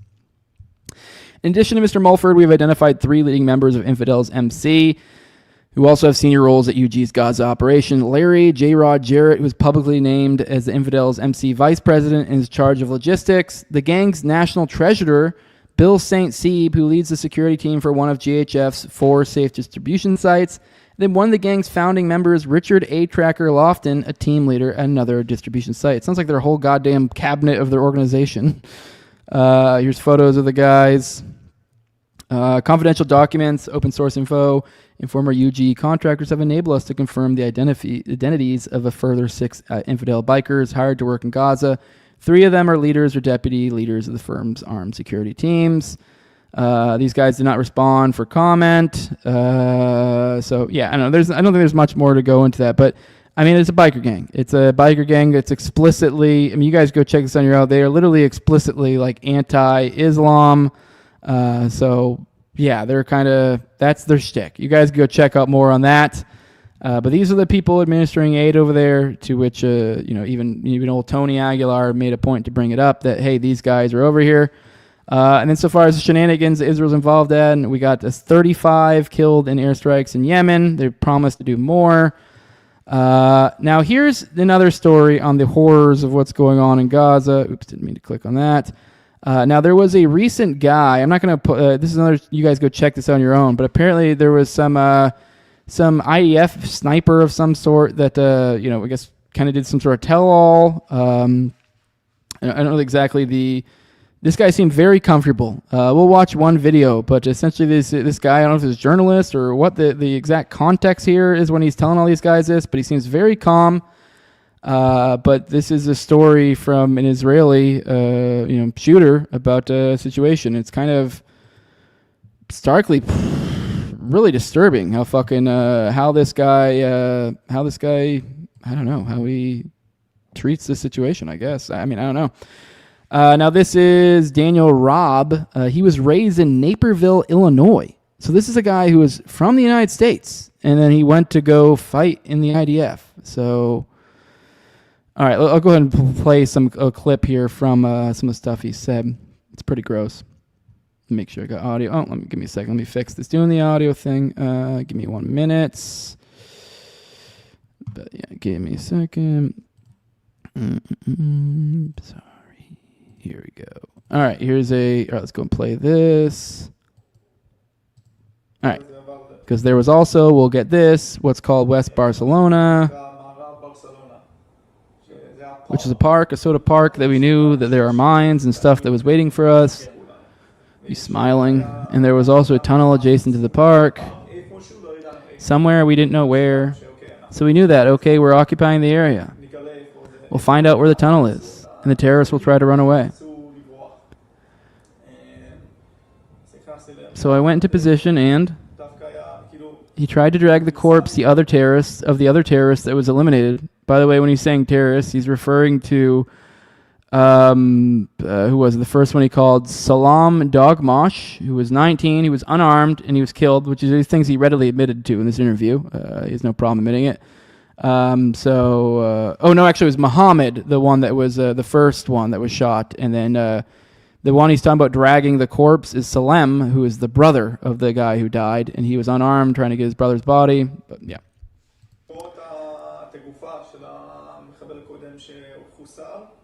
I let him come closer and closer, and he didn't know, of course, that. Oh, sorry, I missed that. He didn't understand what I was doing. I didn't understand what he was doing. He saw his friend dead on the ground. He didn't know that the same will be done to him. I don't know if somebody sent him. It's hard for me to understand why and also, maybe he was just some idiot. I don't really care. He came to drag. Maybe he had intelligence on him. Maybe he was a high-ranking. I mean, what was so important about this corpse? Which is his brother, by the way.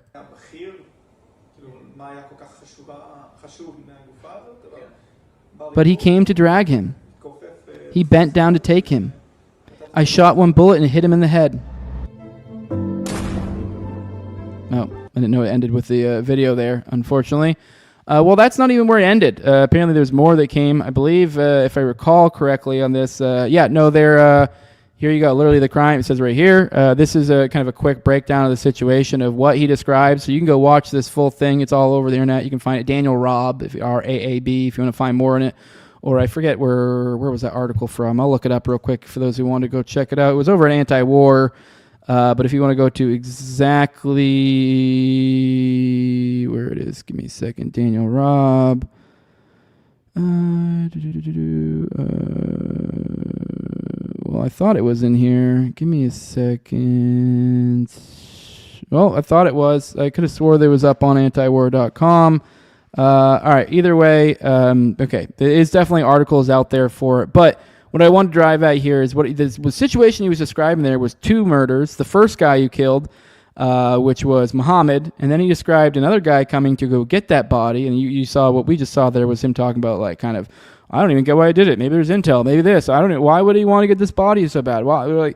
And so this guy shot Salem, or Muhammad, and then Salem, who's the brother, came to come get him. And then the father, Montasir, came to come get them. And then he got shot. And then the cousin tried to get them, and then he got shot. So essentially, this guy destroyed pretty much an entire family by kind of doing the whole, like, you know, shoot him and then wait for the next guy, shoot him, wait for the next guy, shoot him, wait for the next guy.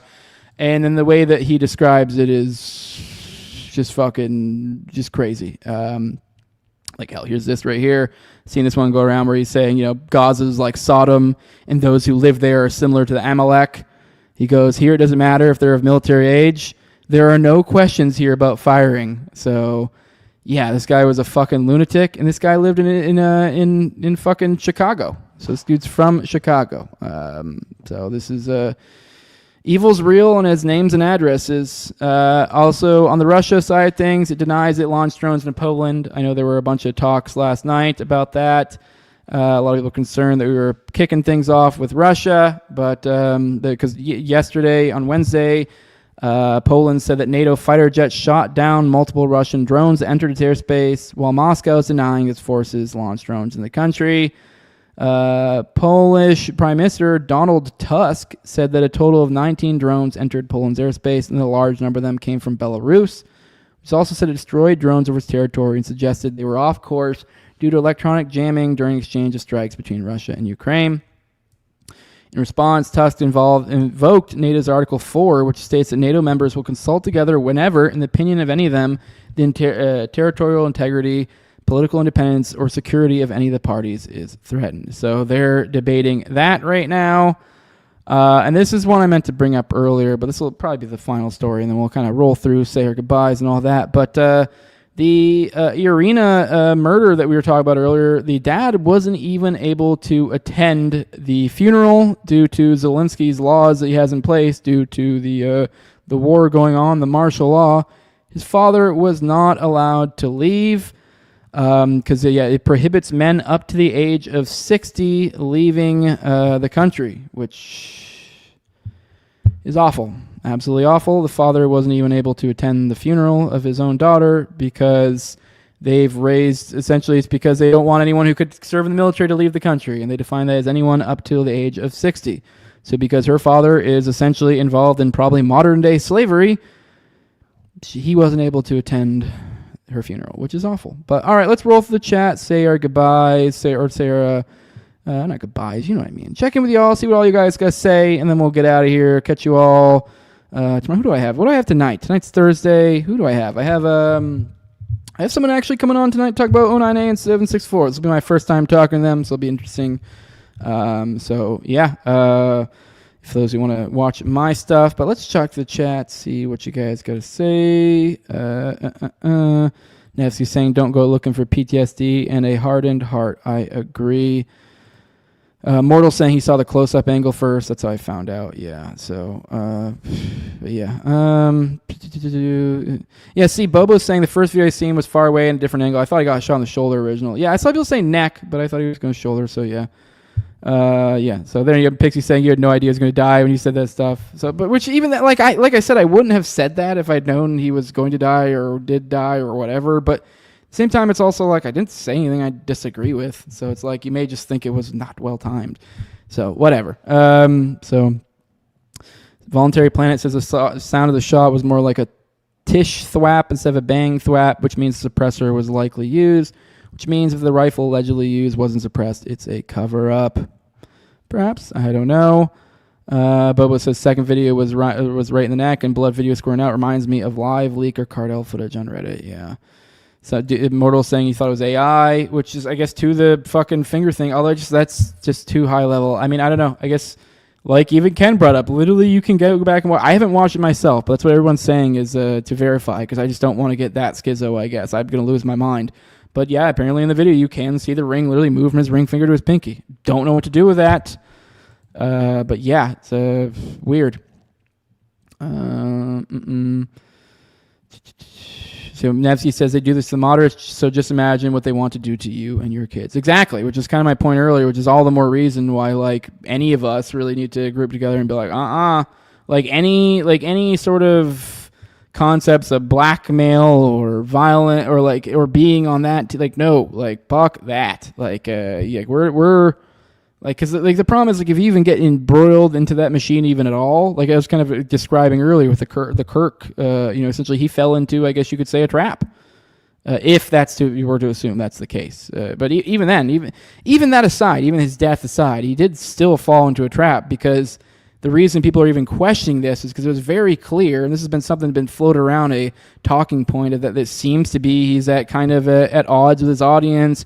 He probably is perhaps going to be changing tones soon because he's not going to be able to manage to continue working in this space if he doesn't.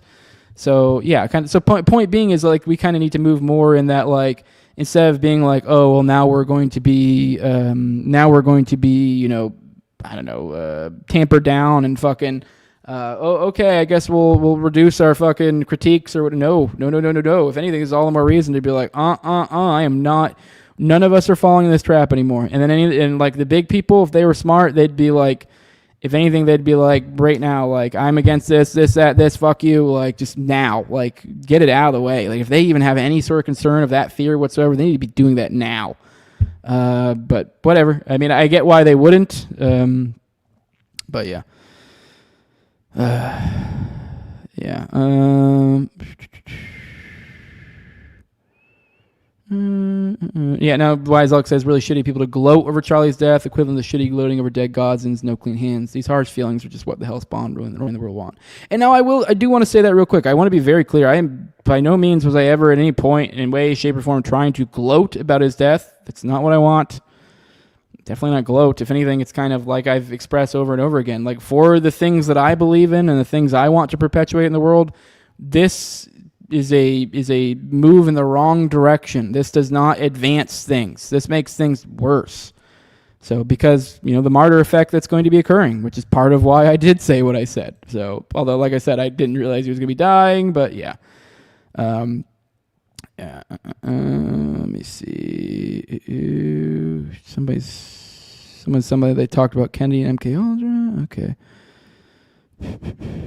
What else do we got? Somebody saw a video of some leftard riding a scooter through CK's vigil, and the crowd proceeded to beat the brakes off the guy.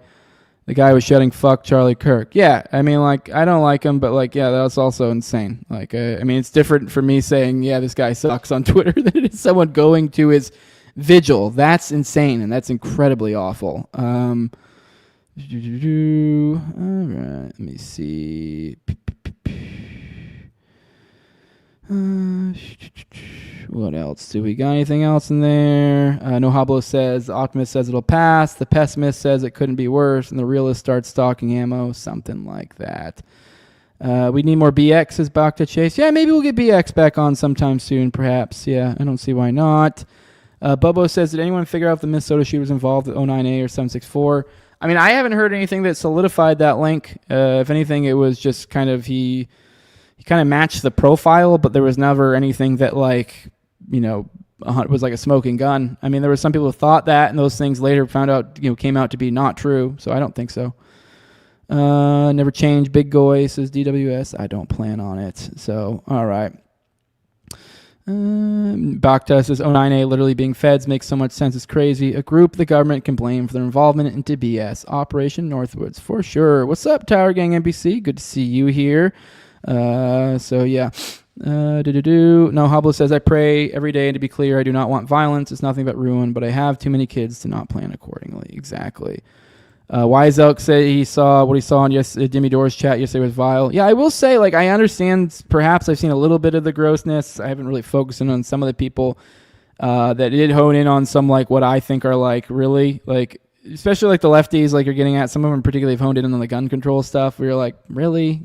I mean, I don't know. Like, that's something that you can have a disagreement on. Like, I don't know. Like, I definitely have my arguments on why I don't like gun control, this, that, but, like, if there's a lefty who's supporting gun control, I'm not like, you're like, I don't know. Not that I'm necessarily saying everyone's like, oh, you're evil or this or that, but this is a very different thing than when, like, someone is like, I don't know, very clearly covering for, like, I don't know, like the pedophilia example I gave earlier, or genocide or whatever. It's very over. It's one thing when they have, like, a difference in, like, idea on what leads to less gun deaths. So, which obviously I'm very, very against gun control, but yeah.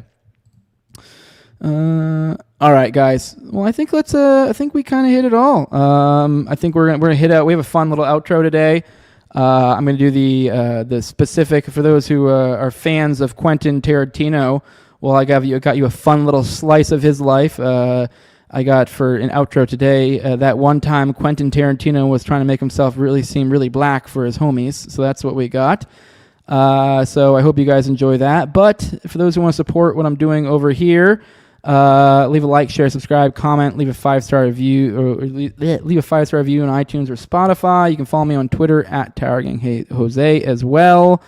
With funny enough, with all the threats I've had, or not threat. Well, I guess I haven't had too many. I've had more than I thought I would. I was kind of blown away. I've had some threats. People call me a pedophile after all that stuff.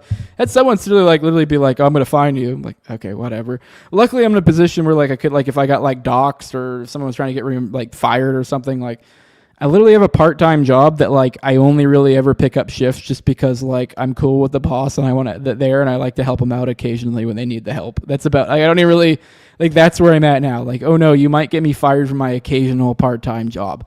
So luckily I'm at that point in life. But point being is what I'm driving at is I don't know. I guess for those who do like what I do, if you want to support what I do, I don't know. Keep in mind security is an additional monetary concern now. Not that I'm worried about it. I'm out in the country. I don't think anybody's going to hunt me down. And if they do, pew pew. Although I joke. I obviously don't. I'd be very upset if anything like that ever did come to happen because I do have family and that's not the sort of things I want to come on it. But I mean, while I joke and laugh, it is it's hard not to notice this change and go, holy fucking shit. Not that I'm a huge name in this realm or anything, but this is the thing that I do, sort of. And it's who knows if it ever took off. It's luckily, I said, I haven't fallen into that trap. I'm not, I don't know. I'm not I'm not part of the Israeli machine to where they, kill me for breaking rank. Funny enough, you're almost more likely to be killed for breaking rank than if you're somebody like me who was never in there to begin with. But even still, it's still concerning. This is creepy times. So, but with that, if you do want to support me in the best way you really can, you can do that with money over at patreon.com/NoWayJose2020. The lowest level is $2. That's where you get access to early episodes. I do about 1 to 2 episodes a week. Usually keep about 4 behind the paywall on even times. That's weeks of paywall content. You also get access to the ad-free RSS feed. You also get access to Telegram and priority. Actually, not priority anymore.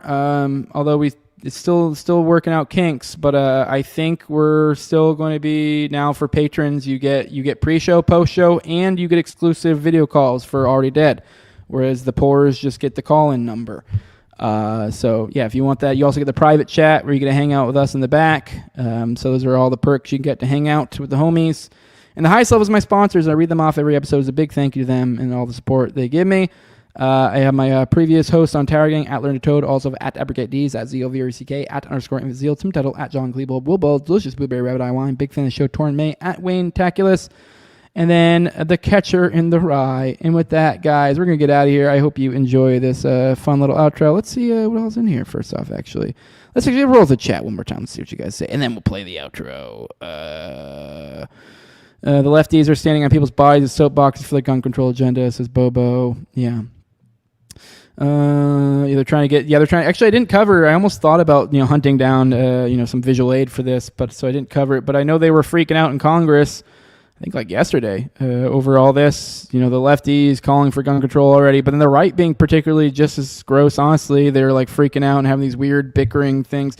They're making a big show out of this, is all I'm getting at, which is frankly kind of gross, because, honestly, I think the right is weirdly kind of grosser from the little bit I've seen here, at least particularly when it comes to the political agents. The left is whatever, it's predictable, because to be fair to them, hey, they think gun control is what helps the situation. We might think, hey, it's gross to bring this up here or whatever, but hey, that is what they believe and it's consistent with their beliefs. They think that if they implement gun control, there will be less deaths. So it makes sense. They see that, hey, they react accordingly. What I do find gross is I have seen from particularly at least the spat in the halls of Congress, the seemingly the narrative from the right is you caused this, which is kind of a freaky turn of events considering as we've spent the past decade chastising the left for this very thing. And now, this kind of what, Ken alluded to a lot, this almost this Reichstag moment that we're having here. Although a Reichstag moment, while missing the lessons of history, they go, oh, yeah, that totally was just that one communist guy he wasn't a patsy or anything. Yeah, and it totally made sense that then, Hitler's regime completely took power and, implemented all their stuff, and they went, rushed in and took out all the commies. Like, I know a lot of us like to, look back at history and go, oh, like, maybe there's a new way to perceive this as opposed to whatever the official narrative is, but I don't know why there's so many people who are looking back and looking at the Reichstag moment and coming away from it as if like the way that Germany at that time perceived it, the official narrative at that time is correct. Like my understanding even now, like the colloquial understanding is that that was probably some sort of put on, like that was likely some sort of false flag. Which there is a lot to go into that, but yeah. Anyways, I find it a disturbing change, and I mean, considering what, like I said, I put a poster earlier about the idea of was less than 48 hours ago we had the Epstein birthday book info drop from those subpoenas, and I mean that shit is damning. And then less than 48 hours this. I don't know, and the overwhelming, and it seems like this has been almost primed between some of the other things have taken off. It's like the left or the right was primed and ready to be, fuck these lefties and their commie violence and which to be fair, there is, any good lie has a little bit of truth, and I think there is some truth to that. But does that mean we need to go full on, fucking federalize the police? Let's go full bore. We got to do something. We're entering weird territories, my friend. So, yeah. I heard, Fire Pixie says, I heard I'm not a raper. Where'd you hear that from? Bowl cut. Yeah, okay. Here you go. Here's my bowl cut. Okay, yeah, I know. It was a little rough today. Not a great hair day today. Not great to be dealing with the internet hating you and then come on and go, my hair doesn't even look good today. Like I can't even look cute while I do this. But all right, yeah. So it says keep that burner by your side. I do got a little guy right here. I do got a burner. I keep it on me. What else? All right, I think that might be it. JD Wayne says gun control is absolutely upside down. Look at these stabbings. If someone had a firearm, these people would either be stopped or at least face instant justice. More knife and car deaths than guns. 100%. You nailed it, JD Wayne. All right, guys. Enjoy this outro of our favorite nigga, Quentin Tarantino. Oh, we gonna ham it up for his homies. So enjoy this. This is a fun one. I don't know. We all need a little laugh, have a little fun. Look at Quentin Tarantino being one of the brothers. So enjoy this. Now, I'm not that computer savvy. So if he had sent me something that I plug into my computer, I don't know if I would have ever heard it. All right, hey, download this. I don't know how to do that. All right, so he put it on a cassette tape. Then Jamie, my man, all right, goes to the BET Awards, comes back with Rick Ross. Rick Ross and the whole posse. We all got contact high on the set that day. The whole MG. Yeah. Well, what happened was that